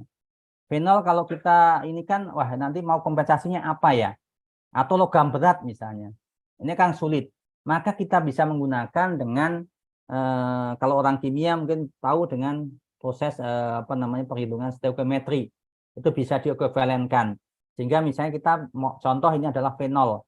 Kalau fenol kita ekuivalenkan dengan COD atau BOD itu bisa. Kalau orang-orang kimia bisa. Ini sebagai contoh, ini contoh fenol ini misalnya. Misalnya contoh fenolnya COD misalnya dengan COD fenol ini dengan reaksi ini, maka COD kurang lebih 2,38 mg per liter. Artinya 1 mg fenol itu kurang lebih adalah 2,38 mg per liter COD. Artinya nanti 1 mg per liter COD sama dengan 0,42 mg per liter fenol. Nah, ini yang nanti hitungan ini sehingga nanti bisa diekuivalenkan kalau misalnya fenolnya berapa miligram per liter. Nah, itu kan bisa diekuivalenkan dengan COD sehingga nanti dengan itu maka bisa dikonversi, kemudian bisa dihitung sehingga kita bisa melakukan kompensasinya. Mungkin bisa membangunkan IPAL komunal tadi, walaupun yang melebihi adalah parameter fenol misalnya. Nah, ini juga bisa ini atau mungkin parameter H2S misalnya sebagai contoh ini. Ini teman-teman mungkin nanti kalau perusahaan mungkin kalau yang nggak paham, termasuk saya juga mungkin nggak begitu paham dengan reaksi kimia, walaupun mungkin pernah belajar, tapi kan bukan spesifik saya gitu kan. Nah ini bisa juga meminta bantuan teman-teman yang memang ahli kimia untuk melakukan reaksi kimia sehingga nanti didapatkan dengan ekuivalenkan dengan BOD, COD sehingga nanti bisa diekuivalenkan untuk kompensasi dengan bangunkan IPAL komunal, biodigestor dan sebagainya tadi bisa juga seperti itu. Itu kemudian nanti setelah kita hitung, kita dapatkan penurunannya berapa, maka nanti dari hasil itu kita bandingkan dengan beban yang akan kita buang tadi, dengan perusahaan yang akan buang tadi. Kalau nanti penurunannya lebih besar daripada beban yang akan dibuang, maka bisa kita terima. Atau minimal sama dengan yang akan kita buang, baru bisa kita terima. Tetapi kalau lebih kecil daripada kegiatan kompensasinya itu lebih kecil daripada yang akan dibuang pihak perusahaan, maka itu bisa tidak terima atau ditolak. Sehingga perusahaan harus mencari lagi bentuk kompensasi yang lain lagi. Ini bisa nanti dengan buatkan tabel seperti ini, dan ini di dalam prakteknya harus muncul untuk analisa bahwa ini bisa diterima atau tidak, dibuatkan tabel seperti ini misalnya. Atau TSS juga bisa dibuatkan seperti ini, tabelnya seperti ini, nanti kira-kira berapa. Kalau tadi misalnya BOD-nya, COD misalnya, COD itu dari membangunkan IPAL domestik tadi misalnya, dia sebelum diolah itu 700 mg per liter. Tapi setelah diolah, dia 38 mg per liter. Kemudian kalau kita dengan debit 200 meter kubik per hari, misalnya contoh aja ini ya, ini maka bebannya kurang lebih 140 kilogram per hari.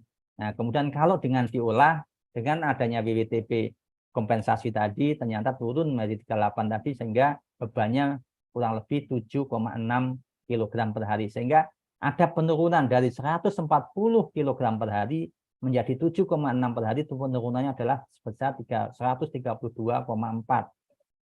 Maka di sini kita bandingkan dengan WWTP industrinya, dia akan membuang berapa COD tadi. Misalnya kita parameter yang akan dibuang itu 24 mg per hari per liter. Kemudian debitnya 1.700 ml/kubik per hari, maka bebannya adalah 40,8 kg per hari. Karena ini selisih antara penurunan tadi, itu adalah 132,4 yang diturunkan, itu lebih besar daripada yang akan dibuang oleh pihak perusahaan, yaitu sebesar 40,8, maka kompensasi ini bisa diterima.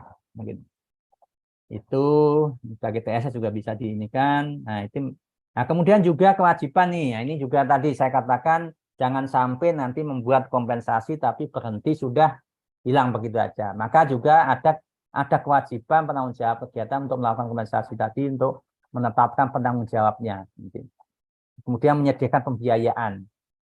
Pembiayaan mungkin maksimum ya minimum 1 tahun lah. 1 tahun minimal adalah masih menjadi tanggung jawab dari pihak yang kompensasi tadi, minimal 1 tahun minimal.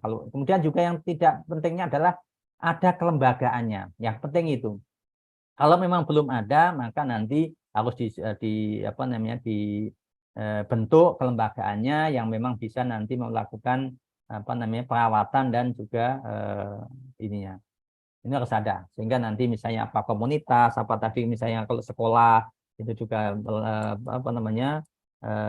pengampu sekolahnya atau pesantren dan sebagainya itu kan lebih mudah. Maka kalau bisa sehingga kelembagaan tadi juga berfungsi, dan kalau bisa ada nilai tambahnya juga selain hanya untuk mengolah air limbah, tapi misalnya kalau kita membangunkan ekoreparian, maka di situ ada nilai ekonomi yang bisa bergerak, sirkular ekonominya berjalan, sehingga nanti bisa pembiayaan pun nanti bisa dibebankan di dalam proses sirkular ekonomi itu, sehingga nanti tidak membebani daripada perusahaan selanjutnya. Apalagi kalau misalnya buatan biodiesel kan dia bermanfaat untuk gasnya untuk dimanfaatkan, sehingga pasti bermanfaat. Kemudian nanti proses untuk perawatannya juga akan bisa berjalan. Ini sebagai contoh dari kami yang sudah mengeluarkan kompensasi. Ini adalah salah satu industri yang ada di Jombang, itu industri pulp and paper, industri kertas bukan paper, industri kertas.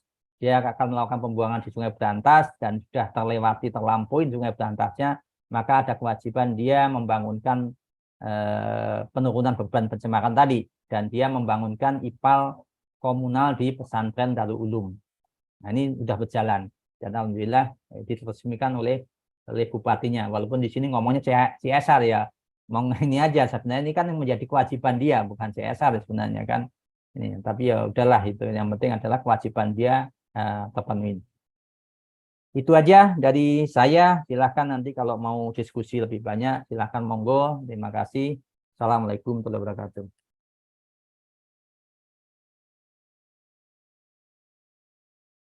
Saya kembalikan ke MC. Baik, terima kasih kepada Pak Sapta atas penyampaian materinya. Mungkin untuk mempersingkat waktu, kita akan masuk ke sesi selanjutnya, yaitu diskusi dan tanya-jawab. Kalau dilihat tadi di kolom chat sudah cukup banyak beberapa pertanyaan dan sudah direkap juga oleh panitia ke dalam Google Sheet. Mungkin kita izin untuk melakukan sesi tanya-jawab, membacakan pertanyaan yang sudah terhimpun dulu ya Pak ya. Boleh, Bu.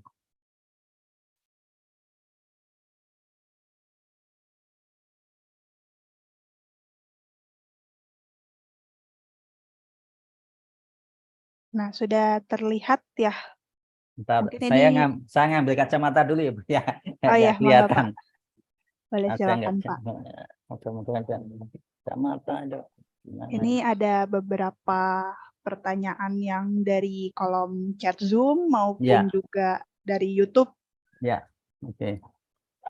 Ya. Saya bantu untuk bacakan juga ya Pak ya? Ya, nggak apa-apa sih. Ya, oke.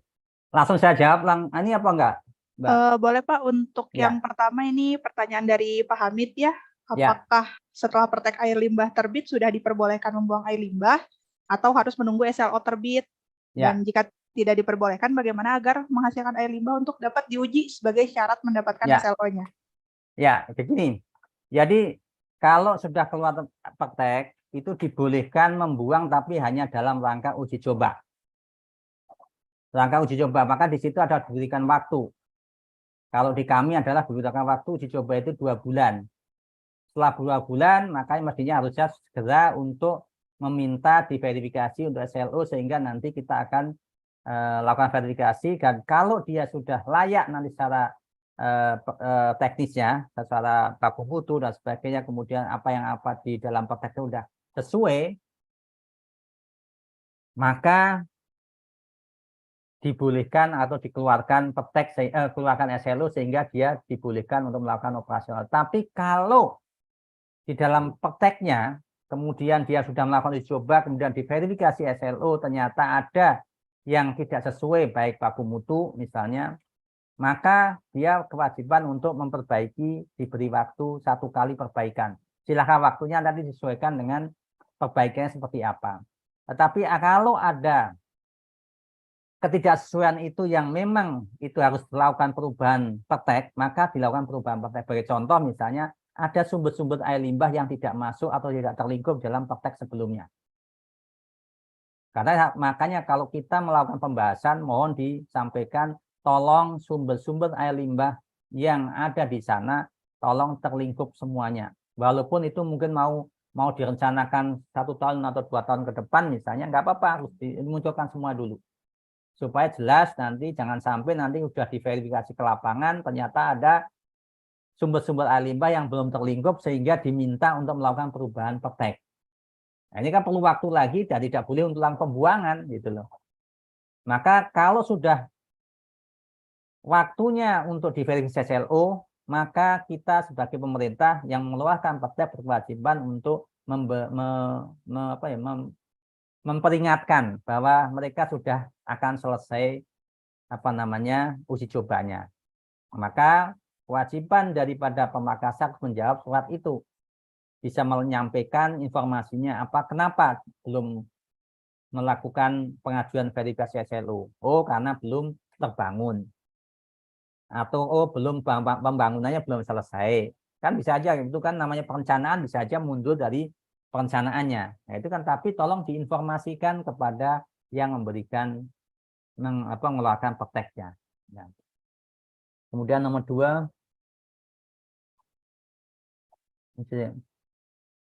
untuk nomor 2, mohon penjelasan untuk pembuangan air limbah ke badan air permukaan setelah proses IPAL tidak boleh dibuang melalui saluran.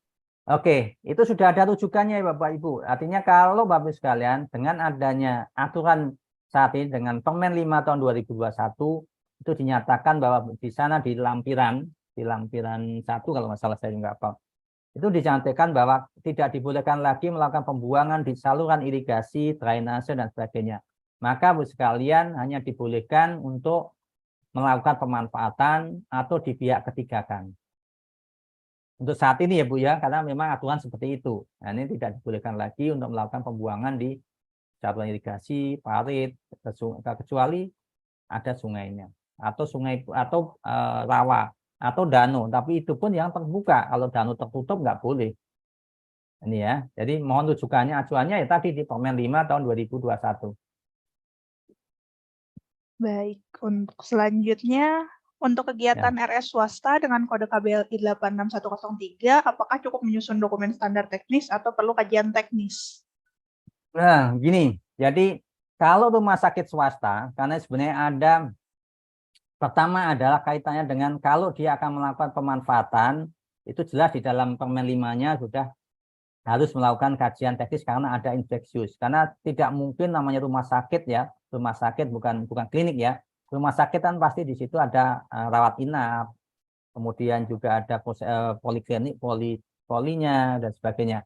Kemudian tidak bisa memisahkan antara domestik dengan infeksiusnya. Karena namanya orang sakit ada di situ, mandi juga mungkin bisa aja terinfeksius masuk di air limbah domestiknya. Kan gitu. Nah, ini pasti harus ada kajian teknis. Kalau mereka melakukan pembuangan, karena belum ada yang spesifik khususnya untuk yang infeksius, maka harus ada kajian infeksiusnya, kajian baku mutunya. Ya, kajian baku mutunya untuk yang pembuangan. Karena infeksiusnya belum muncul. Kalau di Permen 5 itu kan Permen 5 kan hanya ini ya domestiknya aja. Padahal ini adalah ada infeksiusnya, maka dikaji lagi infeksiusnya ada enggak. Nah, seperti apa infeksinya apa aja? Misalnya tadi hanya bakteri. Kalau tadi ada 5. Kalau itu adalah kajian dari Rumah Sakit Vertikal Surabaya waktu itu ada 5 parameter bakteri yang menjadi acuan untuk baku mutu. Nah, itu harus kajian kalau memang baku mutu yang belum ada spesifiknya. Ya Bu ya, jadi tetap harus tergantung nanti kalau pemanfaatan penyiraman atau ini harus kajian. Tapi kalau untuk pembuangan mungkin kajian baku mutunya saja. Kemudian, bentar Bu. Nah, Pak Robing, Bundi, ini karena Bapak sudah punya izin dan dikeluarkan tahun 2019 dan berlaku selama 5 tahun, artinya Bapak sekalian berlaku sampai tahun 2023 ya. Artinya ini sesuai dengan Permen 5 tahun 2021 di pasal 53, sepanjang tidak ada perubahan, maka izin tersebut tetap berlaku dan diakui sebagai Proptek dan SLO. Ya. Jadi tidak perlu lagi Bapak Ibu sekalian memperbarui, memperpanjang, tidak perlu. Itu langsung sebagai Proptek dan kecuali nanti Bapak Ibu sekalian akan melakukan perubahan, ada penambahan kapasitas, perubahan pengolahan, misalnya dulunya pembuangan mau dimanfaatkan atau dulu pemanfaatan sekarang pembuangan, itu perlu perlu pengajuan perubahan Proptek.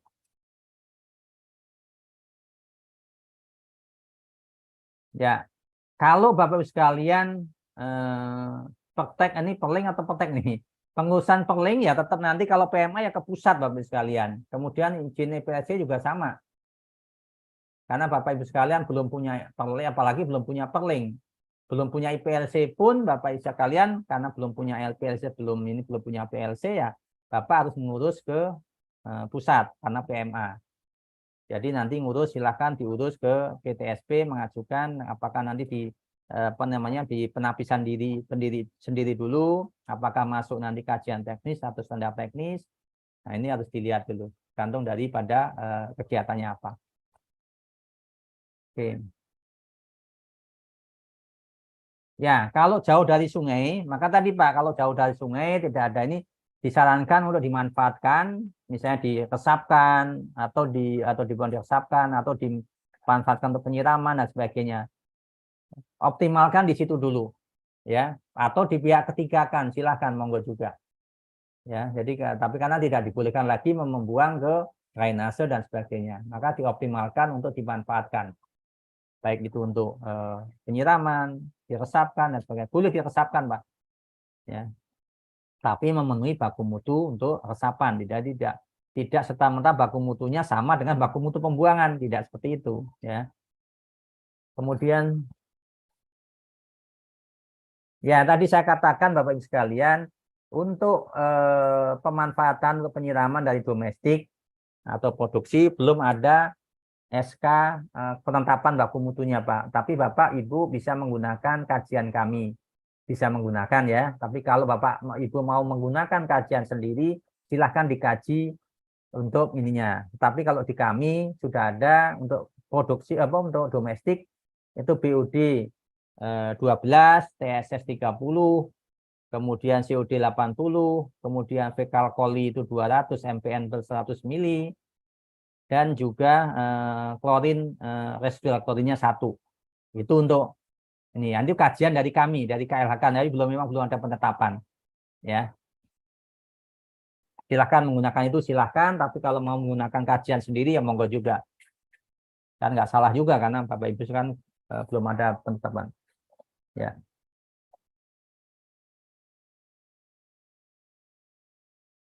Ini maksudnya nih.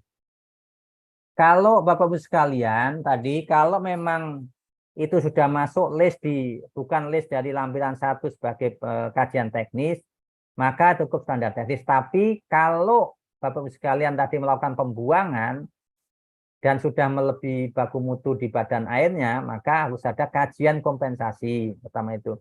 Kemudian kalau belum ada baku mutu spesifiknya, maka harus melakukan kajian, bukan kajian teknis ya, kajian baku mutu untuk menetapkan baku mutu saja. Jadi nggak perlu zona awal, perakhiran dampak dan sebagainya, nggak perlu kalau memang hanya dia sebagai masuk di list bukan pencemar tinggi, potensi pencemar tinggi. Kalau rumah sakit kelas C itu ada di daerah kabupaten kalau nggak salah ya, kan A itu kan di pusat, B di provinsi ya. Kalau kelas C ya di kabupaten kota itu.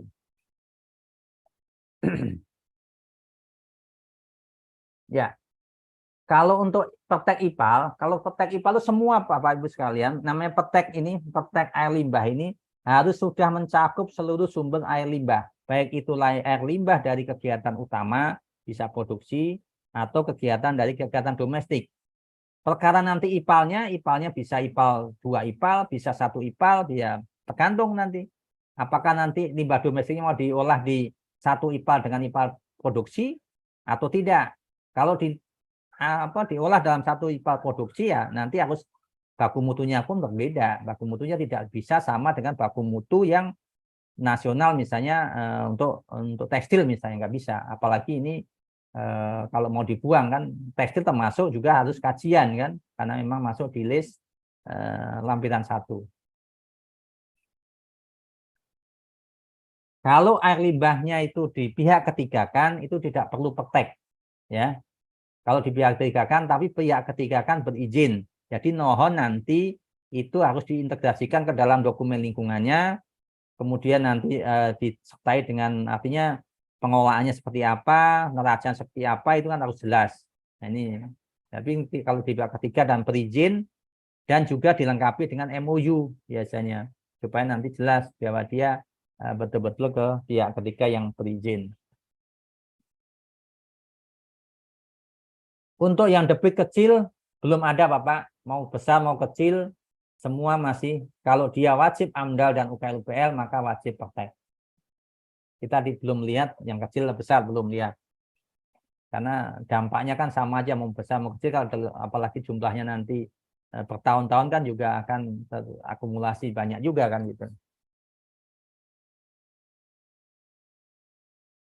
Ya. Jadi gini Pak Ibu Ratna dari Kerawang, PMDN tadi dilihatnya bukan batasan modal dan sebagainya Bu ya, dilihat di PP 5 tahun 2021. Mana saja yang menjadi kewenangan provinsi, mana saja yang menjadi kewenangan kabupaten, dan mana saja yang menjadi kewenangan pusat. Jadi bukan berdasarkan pada modalnya atau apa, bukan. Sebagai contoh tadi PMA aja yang kecil-kecil ke pusat juga Bu. Ini kan ya. Kemudian ada penyiraman. Nah, tadi Bu, ya sudah saya jawab ya baku mutu untuk penyiraman tadi. Saat ini belum ada yang penetapannya belum ada, tapi kajian dari kami dari KLHK sudah ada. Kalau mau menggunakan pemangkasan menggunakan itu silahkan, tapi kalau enggak ya harus ada kajian tersendiri, silahkan harus dikaji sendiri lagi. Yang membuang ke drainase tadi sudah sampaikan juga tidak dibolehkan, silahkan diarahkan untuk pemanfaatan. Untuk PMA wajib lapor peteknya. Peteknya tadi PMA ke pusat ya. Indonesia Factory Garment, tolong ini nanti peteknya bukan lapor ya, tapi pengajuan peteknya itu ke pusat karena PMA, ke KLHK ya. Tetapi kalau pelaporan nanti pemantauan dan sebagainya ya pelaporan tetap. Nah, kabupaten juga tetap dilaporkan, provinsi dilaporkan, KLHK. Makanya pelaporannya juga lewat sistem aja. Kan kita udah ada sistem simple. Makanya kalau ini diwajibkan, mungkin mohon teman-teman di daerah juga mewajibkan untuk simple. Nanti juga mohon teman-teman yang di kabupaten yang belum punya akun simple untuk ini juga bisa ini sehingga nanti bisa memonitor pelaporan yang ada di wilayahnya. Kalau proses untuk penerbitan SLO adalah pertama adalah Bapak Ibu sekalian sudah keluar petek, kemudian sudah keluar perlinknya, nanti silakan diajukan untuk diverifikasi SLO. Nah, nanti teman-teman yang mengeluarkan petek ini akan melakukan verifikasi dan kalau sudah sesuai dengan apa yang ada di lapangan dengan yang ada di petek akan keluar namanya SLO, akan dikeluarkan SLO.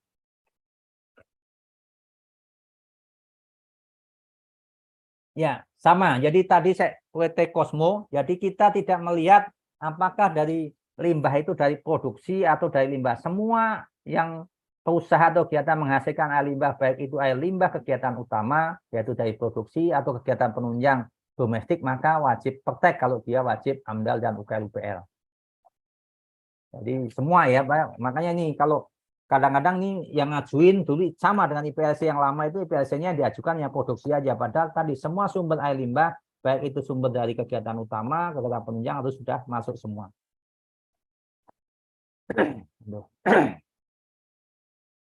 Pine Food Apartemen, Pak Andre. Untuk saat ini belum ada sertifikasi Bapak untuk menyusunan dokumen kajian teknis standar teknis. Memang ke arahnya ke sana nanti, tetapi hampir saat ini belum ada, sehingga siapapun saat ini dibolehkan untuk menyusun dokumen kajian teknis standar teknis. Jadi kalau misalnya perusahaan ada mampu untuk menyusun dokumen sendiri, ya silahkan juga. Belum ada sertifikasi, Pak.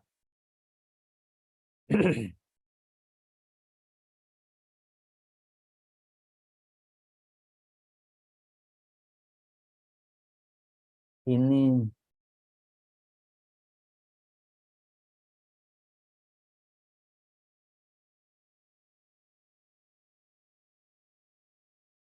ya sebenarnya gini, kalau ngomong kita menyusun dokumen praktek atau rintek ya sama aja, rintek apa di P3 ya, tapi saya mungkin nggak akan menginginkan yang rintek ya. Dan untuk mengurus praktek, Pak, jadi tidak harus menunggu arahan, Pak. Kalau Bapak merasa bahwa Bapak Ibu adalah wajib AMDAL, UKL, UPL, dan akan melakukan pembuangan atau pemanfaatan air limbah, dan atau ya bisa dua-duanya, maka pemanfaatan limbah untuk ke lingkungan tadi diresapkan atau di penyiraman atau diinjeksikan dan sebagainya, itu memang wajib mengajukan praktek. Silakan susun dokumennya. Jadi tidak usah menunggu arahan, kecuali tadi kalau mungkin ini adalah arahan untuk DLH-nya misalnya, untuk dokumen lingkungannya. Kalau di kami memang dokumen lingkungan wajib untuk mendapatkan arahan dulu. Tapi kalau untuk praktek, silahkan kalau Bapak merasa bahwa saya wajib AMDAL UKL dan menghasilkan air limbah dan akan dilakukan pembuangan dan pemanfaatan, maka pemanfaatan untuk lingkungan, maka saya wajib mengajukan praktek dengan dokumen kajian teknis atau standar teknis sesuai dengan tadi penapisan mandirinya.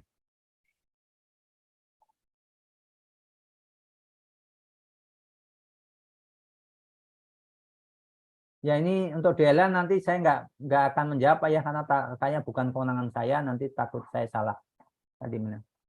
Apakah DLH harus sanksi dulu atau enggak ya, saya nggak akan jawab. Mungkin teman-teman dari provinsi mungkin malah bisa menjawab nih, khususnya yang menanganin dokumen lingkungannya. Kalau memang kenapa ada perubahan DLH-nya, memang ada karena ada pengembangan atau apa ini mungkin ya, kan gitu ya. Nah, tadi lagi ya. Bawahnya Bu, saya enggak. Yang ini Pak Rusdi udah, saya karena nggak akan jawab untuk yang DLH ya. Takutnya saya salah. Ya. Ya. Nah, terkait dengan kawasan tadi Pak, saya sudah sampaikan ini dari Ferdinand Firdaus. Ini kawasan atau coupling industri, harus dipastikan dulu. PT Yamaha Motor ini itu ada punya dokumen lingkungan sendiri atau dia hanya punya RKR perinci. Kalau dia punya dokumen sendiri, maka dia wajib mengajukan sendiri prakteknya atau ininya. Tetapi kalau dia hanya RKR perinci, maka yang wajib mengajukan prakteknya adalah pengelola kawasan.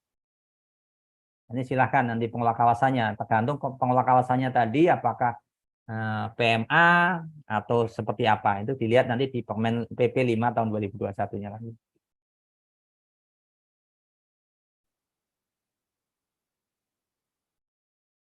Nah, ini karena pertama sudah punya izin, tapi ada penambahan KBLI. Nah, ini juga KBLI mungkin juga mempengaruhi daripada pengelolaan air limbahnya. Maka kalau memang ada perubahan seperti itu, kalau memang ada perubahan ini ya, artinya nanti tetap Bapak sekarang mengajukan perubahan praktek istilahnya. Walaupun nanti IPLC yang lama itu bisa aja dengan IPAL Bapak misalnya ada penambahan kegiatan nih. IPLC yang lama bisa berlaku kalau IPAL-nya itu tetap seperti itu. Tapi kalau Bapak nanti ada tambahan dan IPAL masuk ke air limbah masuk ke IPAL yang satu tadi ya harus ada perubahan petek. Tapi kalau nanti ada misalnya Bapak nambah IPAL lagi sendiri ya nanti peteknya yang ini IPLC tetap berlaku, yang ini tambahannya ini yang nanti mengikuti rezim petek ini gitu loh. Jadi nanti nanti digabung hanya sebagai lampiran IPLC yang masih berlaku tadi. Ya. Kalau itu terpisah ya, tapi kalau IPLC-nya satu ya nggak bisa, harus ubah itu ya.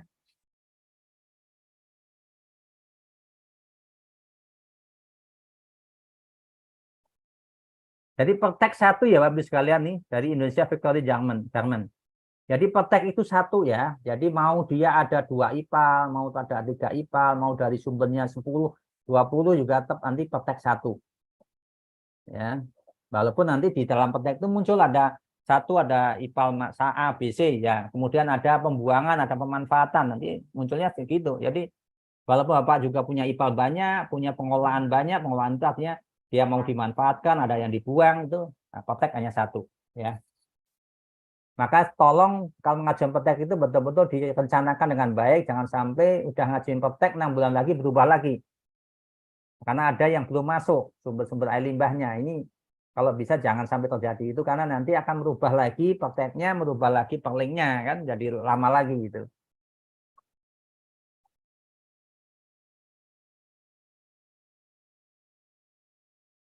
Ya, gini, jadi bukan mengukur baku mutunya, tapi nanti karena ini dicampur ya, ada campuran air limbah domestik dengan produksi, maka baku mutunya pun nanti baku mutu sudah campuran. Kalau memang ini harus kajian, harus dikaji. Kemudian ini tergantung dari karakter air limbah masing-masing tadi. Dilihat dari karakternya seperti apa.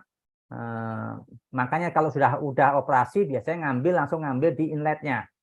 Dengan parameter kalau bisa parameter sapu jagat itu permen lampiran 47 dan itu sehingga kelihatan mana yang signifikan, mana yang tidak, sehingga nanti yang mana yang harus dikurangi, mana yang tetap dijadikan baku mutu. Dan inilah teman-teman sebagai yang evaluator harus melihat di sini. Jangan sampai nanti pengujiannya hanya parameter domestiknya aja atau produksinya saja, baku mutunya juga baku mutu produksi aja gitu. Nah, ini kan juga nggak harus dilihat betul. Kemudian Pak Cianjur Afif.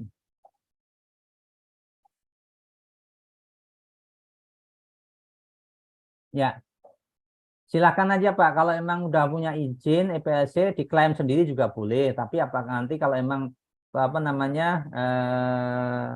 provinsi atau kabupaten tidak percaya, silakan juga meminta arahan. Apa arahannya itu kalau sebenarnya arahan itu yang memberikan petek. Kalau emang ini kan dengan dasar ini saya sudah punya izin segini, tidak ada perubahan, rasanya dicantumkan, izinnya dicantumkan dan sudah memuat seluruh ketentuan. Karena kadang-kadang izin yang lama itu kadang-kadang nggak mencantumkan standar pemenuhan baku mutu.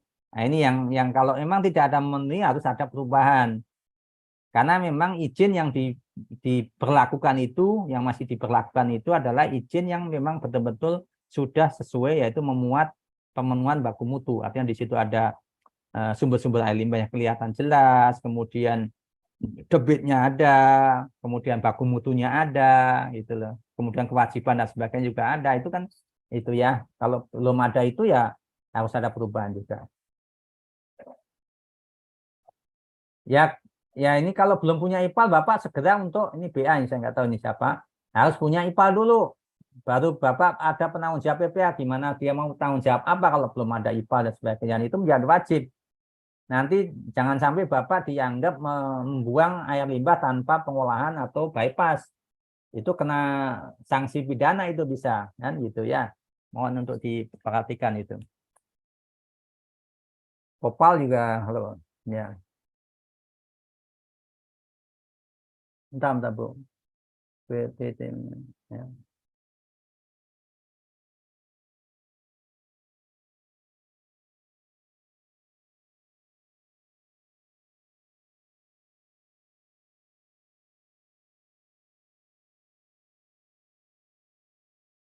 Ya, jadi gini Bu, kalau emang ini Bapak nanti Di dalam Anda kan udah 300, apakah nanti akan ada perubahan atau tidak? Nah, kalau Bapak Ibu kan ada namanya perencanaan ya, peteknya perencanaan.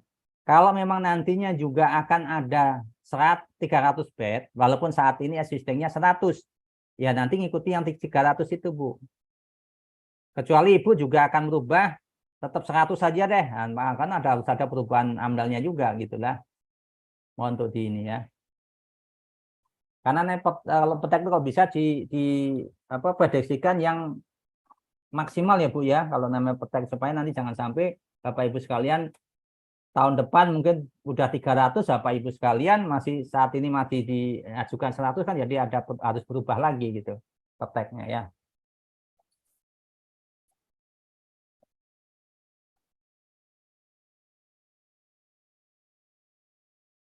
Ya, jadi gini, kalau dengan baku mutu, kalau tadi kalau dia badan airnya belum melebihi, maka nanti baku mutunya harus ada hitungan. Hitungan dengan neraca massa atau dengan modeling.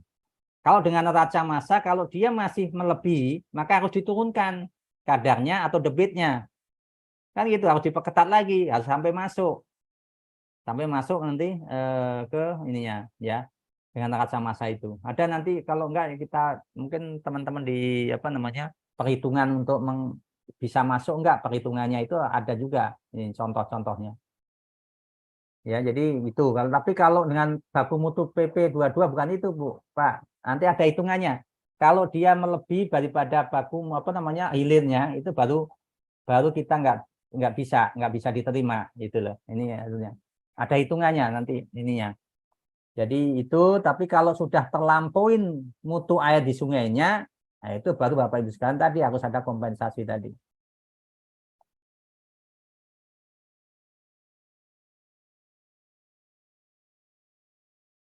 Tadi ya Bapak Ibu di Pak Puji atau Bu Puji ini di daerah Kota Bogor, karena akan bangun IPAL skala kota dan sungainya sudah terlewati kelas 2, maka harus ada kompensasi. Ya tadi Bu, kompensasi yang sudah saya sampaikan tadi, apakah mau membangunkan IPAL di komunal tempat yang lain atau apa-apa seperti apa yang mungkin Bapak Ibu sekalian sudah di dalam kota sudah, tapi sudah terlayani semua atau belum? Kalau belum ya harus dibangunkan lagi apa biodigestor, apa ya IPAL komunal di tempat yang wilayah hulu.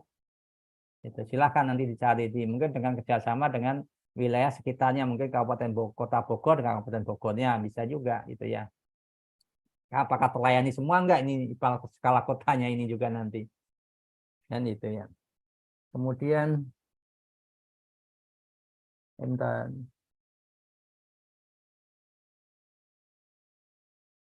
Ya, perusahaan yang berada kawasan industri ya itu semua harus dikelola ya. Mau industri apa kawasan, mau industrinya bukan kawasan, semua sumber air limbahnya dikelola. Kemudian harus dilakukan pengujian juga nantinya. Kalau dia dan itu menjadi kewajiban kawasan kalau memang dia kawasan tadi, bukan coupling industri. Ya, nanti harus dilakukan pengujian. Tapi itu bisa aja nanti kawasan pengelola kawasannya punya state regulationnya, misalnya yang kamu yang uji ya masing-masing tenan, yaitu haknya daripada pengelola kawasan, monggo aja silahkan. Tapi adalah yang menjadi kewajiban adalah pengajiban dari pengelola kawasan.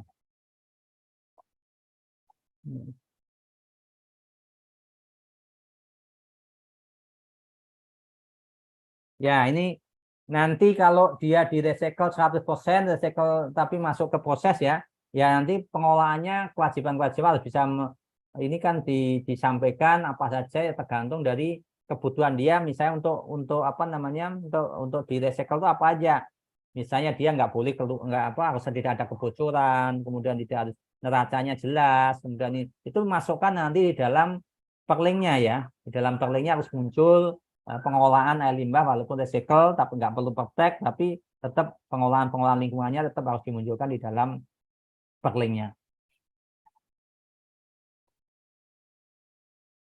Ya, sama ini ya tadi ya maaf Pak tadi. Jadi penyusunannya tadi udah ada ya. Jadi silakan penyusunannya nggak ini belum ada, ini disusun sendiri silakan aja.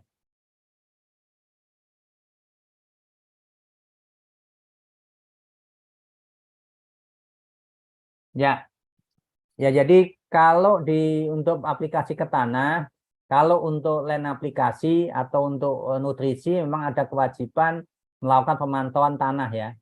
Ada pemantauan. Tapi kalau untuk penyiraman nggak ada. Kalau untuk penyiraman hanya air tanah saja.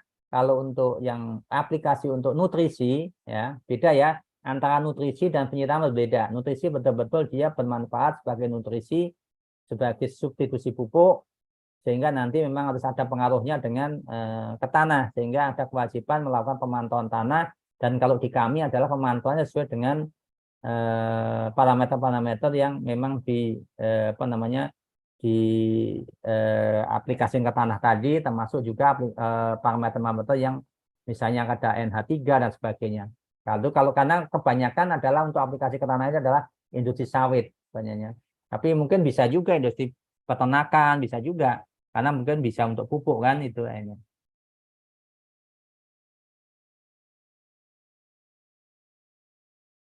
Ya nanti kalau saya bukan ahlinya pemodelan Bapak ya, di dalam Permen 5 ada bentuk-bentuk pemodelan untuk menghitung baku mutu. Di sana ada.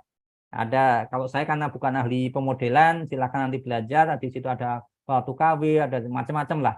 Sama dari mulai yang apa namanya sederhana sampai yang expand ada. Silakan nanti mungkin belajar sama apa namanya sama ahlinya Bu. Kalau aturannya ya aturannya tadi di dalam Permen 5-nya muncul bahwa dia dalam proses untuk penyusunan baku pengajuan baku mutunya bisa menggunakan neraca massa atau modeling. Tapi kalau kita lebih mudahnya dengan neraca massa aja lah minimal untuk menguji melakukan evaluasi dengan neraca massa itu kan lebih mudah.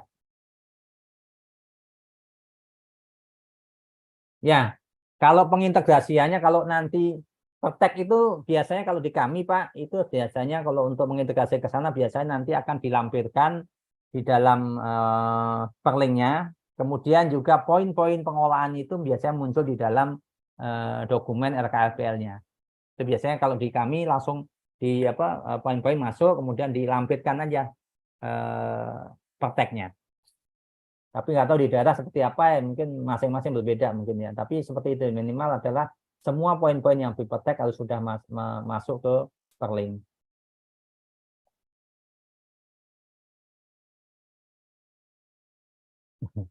Tahun 2020 nah ini yang dulu yang lama ya, tidak ada masa berlaku izin. Nah, ini ya kalau ada berlaku izin kan tahun 2020 kan ya rata-rata biasanya 5 tahun yang masih berlaku. Tapi mohon untuk minta konfirmasi ke Pemdanya Bu supaya nanti nggak disalahkan ya yang mengeluarkan izinnya.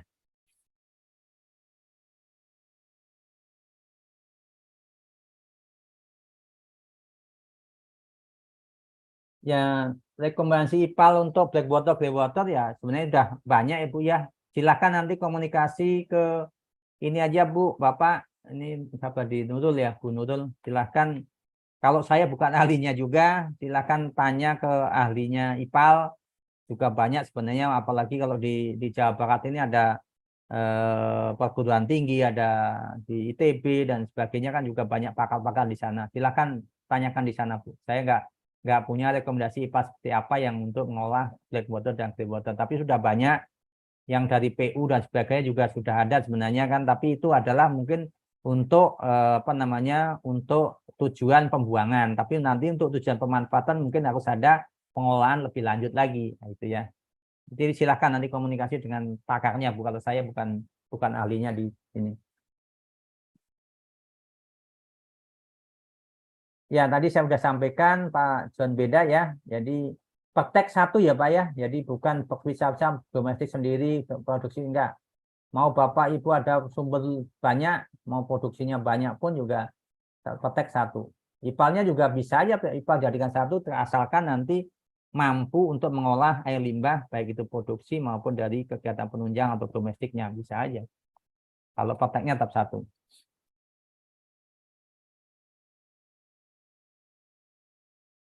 Ini situs web VTSP tidak dapat mengajukan baru khususnya.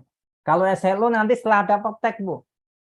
Setelah ada praktek, keluar praktek, kemudian nanti kalau mengajukan SLO itu adalah ada kewajibannya di situ ada mengajukan melampirkan dokumen lingkungannya atau persetujuan lingkungannya. Itu harus ada. Baru bisa masuk untuk pengajuan SLU. Ya, ini tadi ya wajib Pak ya, Bu. Jadi praktek itu masih dalam proses Bapak Ibu sekalian diberi ke apa namanya, waktu hanya untuk uji coba aja, perencanaan saja. Kalau Bapak Ibu sekalian sudah operasional maka wajib keluar SLU. Kalau belum keluar SLU maka Bapak Ibu sekalian nggak dibolehkan dulu untuk melakukan pembuangan atau pemanfaatan. Jadi harus mengurus SLU jelas. Kalau udah punya petek maka tadi jangan berhenti setelah punya petek berhenti. Nggak ngurus lagi. Nah, ini yang salah. Nanti kena gakum, Bapak kena. Nah, itu ya. Maka kami juga tadi wanti-wanti ke teman-teman di DLH juga untuk mengingatkan masa uji cobanya. Jangan sampai masa uji coba nggak ada. Di dalam praktek tolong juga dicantumkan waktu uji cobanya berapa lama di situ. Ya.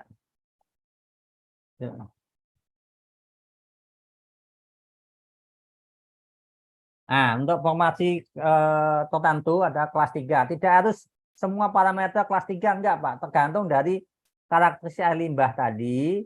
Maka pertama mungkin Bapak sekalian kalau karakternya mungkin menguji semuanya kalau udah operasi misalnya.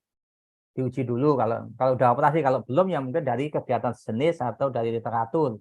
Maka akan dilihat, oh karakteristiknya seperti ini, mungkin nanti Bapak bisa mengajukan, oh yang signifikan adalah ini. Nah, nanti teman-teman yang melakukan evaluasi baru melihat, oh ini yang perlu dimasukkan menjadi parameter baku mutu.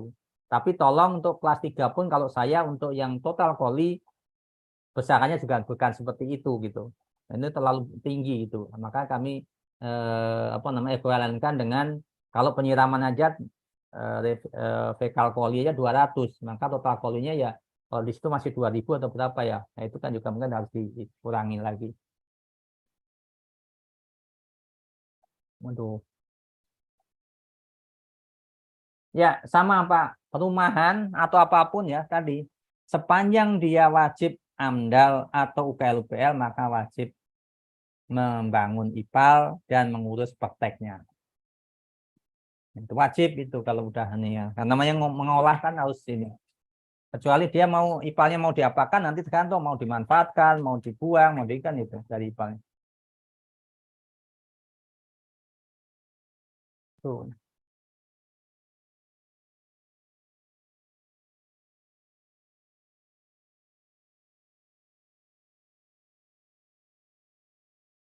Artinya ini dari pencucian balik lagi ke IPAL, misalnya balik lagi IPAL ya Pak ya. Ya. Kalau memang kembali lagi ya nggak perlu petek tadi kalau kalau pencucian tadi kan pencucian itu sebenarnya kalau di pemanfaat tadi perlu petek tapi sepanjang dia adalah meresap karena masih pencucian itu kan dicuci ada peresapan ke tanah atau ke run off ya tapi maka betul nggak kedap air kemudian benar nggak tidak ada yang keluar kan gitu harus pastikan betul itu. Kalau masih ada yang keluar, masih ada yang terjadi run off, apalagi kalau musim pas hujan dan sebagainya, ya tetap harus di prakteknya tetap harus di ini. Nah, ini mohon arahan nanti dari arahan dari siapa yang berkewajiban melakukan praktek tadi, apakah kabupaten atau provinsi atau mana. PT mitranya nanti sesuai dengan PP 5 tadi masuk di mana, itu ya.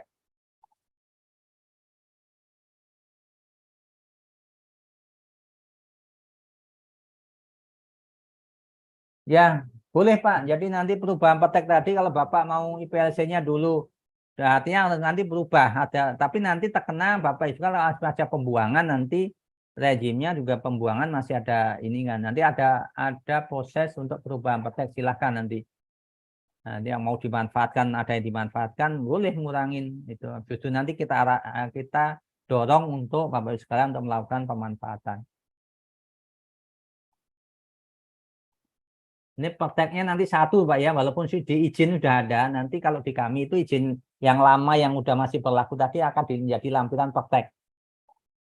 Ya, praktek itu satu karena praktek satu. Dan memang kapasitas IPA kalau ada menambah kapasitas jelas ada perubahan praktek.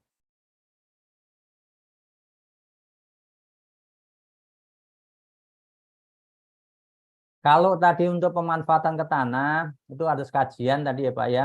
Kalau kajian karena untuk ini rumah sakit itu harus kajian. Kalau kemudian kalau dia di apa namanya dibuang itu kajiannya kajian untuk baku mutunya. Harus munculkan aja nanti untuk karakteristik untuk eh, infeksiusnya. Ada situ virus kayak ada bakteri kayak ada.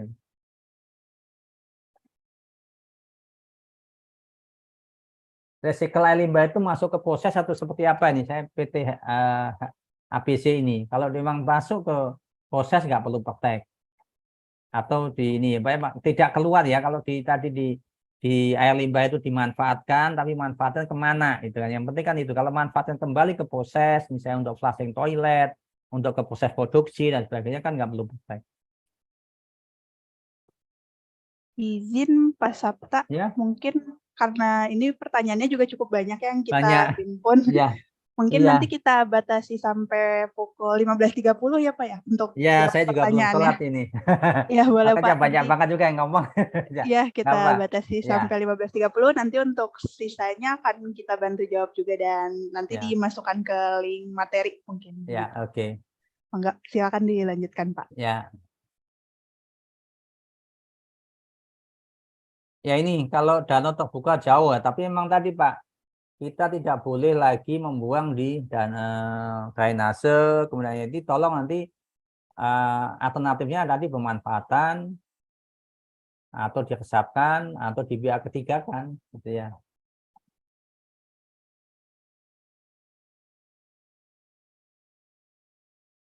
PKPLH, mungkin apa ini? PKP yang terbit otomatis. Ini masuk bukan AMDAL ya? Atau apa ini? Saya nggak paham. Kalau kalau gini Pak, makanya tadi kalau dia walaupun otomatis kalau dia memang wajib AMDAL UKL ya tetap wajib mengajukan peteknya gitu.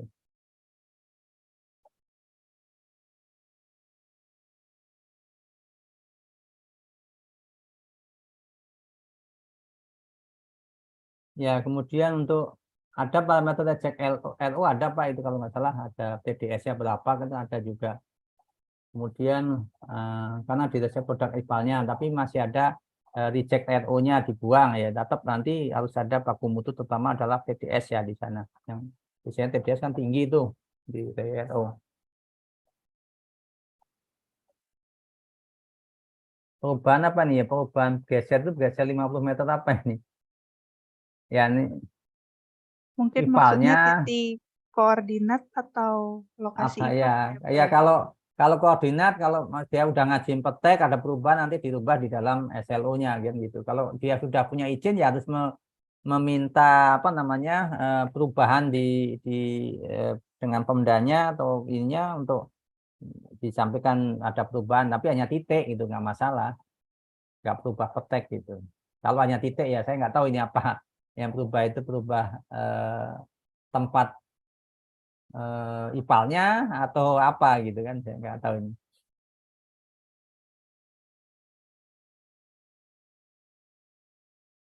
Ini penyiraman tadi ya data pemerintah mungkin penting ya karena untuk melihat apakah nanti kita siramkan justru kalau kita nggak punya data itu apa namanya tidak terjadi proses peresapan ke tanahnya gitu artinya mengalami jadi run off juga ini mungkin perlu juga walaupun memang di dalam Permen 5 tidak diwajibkan tetapi alangkah baiknya kalau ada apa namanya data probabilitas dan porositas sehingga nanti proses penyiraman itu berjalan dengan baik jangan sampai nanti kalau disiramkan malah mengalir kemana-mana karena tidak terjadi peresapan tidak meresap ke tanah ke tanaman ya. Ya infeksius itu kan tadi Pak, kalau memang namanya orang apa namanya ada ketentuannya infeksiusnya itu kan baik itu secara klinis dan itu kan udah jelas tuh apa yang infeksiusnya itu ya ini apa makanya tadi kalau rumah sakit saya katakan semua rumah sakit masih ada infeksiusnya. Ya namanya bakteri, virus kan itu infeksius itu pasti ada di situ. Nah, maka saya katakan kalau rumah sakit ya harus ada, kalau dia ini harus ada kajian teknisnya gitu. Ya.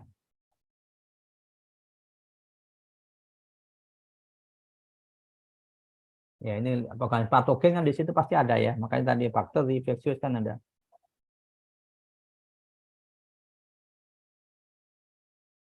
Ya kalau mampu, kalau bilang ini nomor 51 Pak Heri dari sana. Kalau memang IPA-nya mampu dan nanti bisa memenuhi baku mutu ya monggo saja mau digabung itu boleh-boleh saja.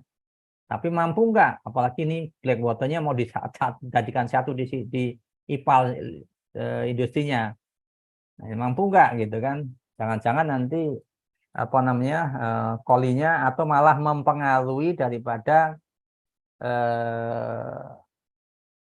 air limbah yang lain gitu. Ini jangan sampai terjadi itu juga.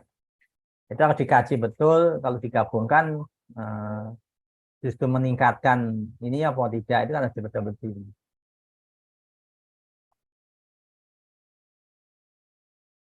Filter sungai sebenarnya ada di PU Pak, ada itu masuk sungai atau saluran drainase itu kan ada ya di kriteria sungai itu di PU itu yang ini yang punya ini sungai atau bukan ini kan.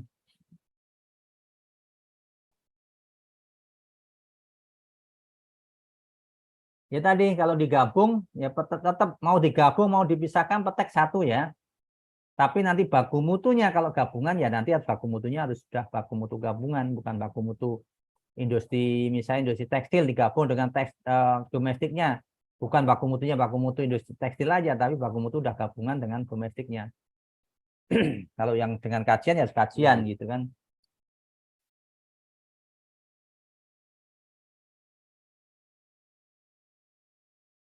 Ya tadi kami memiliki IPLD, izin pembuangan limbah apa nih?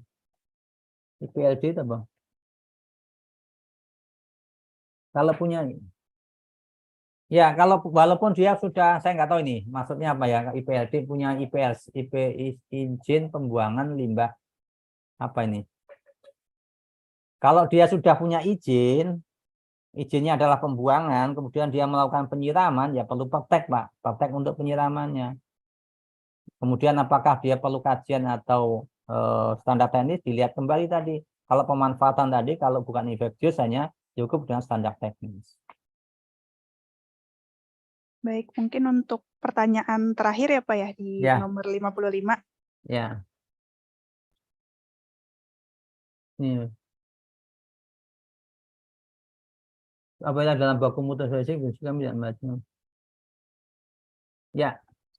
Nah ini beban itu adalah gini Pak.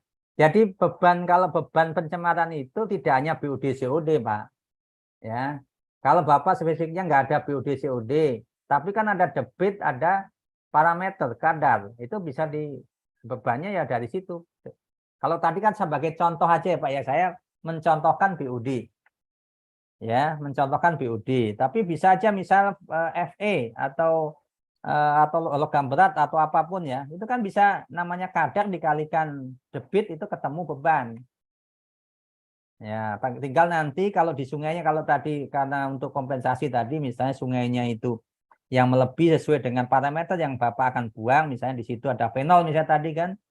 Jadi contoh fenol misalnya. Fenolnya melebihi badan airnya, kemudian beban fenolnya berapa? Nah, itu tinggal nanti diekuivalenkan di kompensasinya dan itu Pak. Jadi ini bukan hanya BOD ya, mau kadar apapun bisa dihitung bebannya Pak. Kecuali apa namanya koli karena apa namanya satuannya berbeda ya. Itu Pak bisa ya. Ini semua beban bisa dihitung Pak. Jadi bukan hanya hitungan beban itu hanya kadar kali debit. Ya, mungkin itu Mbak ini ya. Ada Baik. lagi nggak? Mungkin masih banyak ini. sih Pak untuk Masih mungkin banyak. nanti kita akan sampaikan dan coba bantu jawab juga ya untuk rekap pertanyaannya. Dan nanti setelah semuanya terjawab akan panitia update kembali di link yang disampaikan di kolom chat. Oke.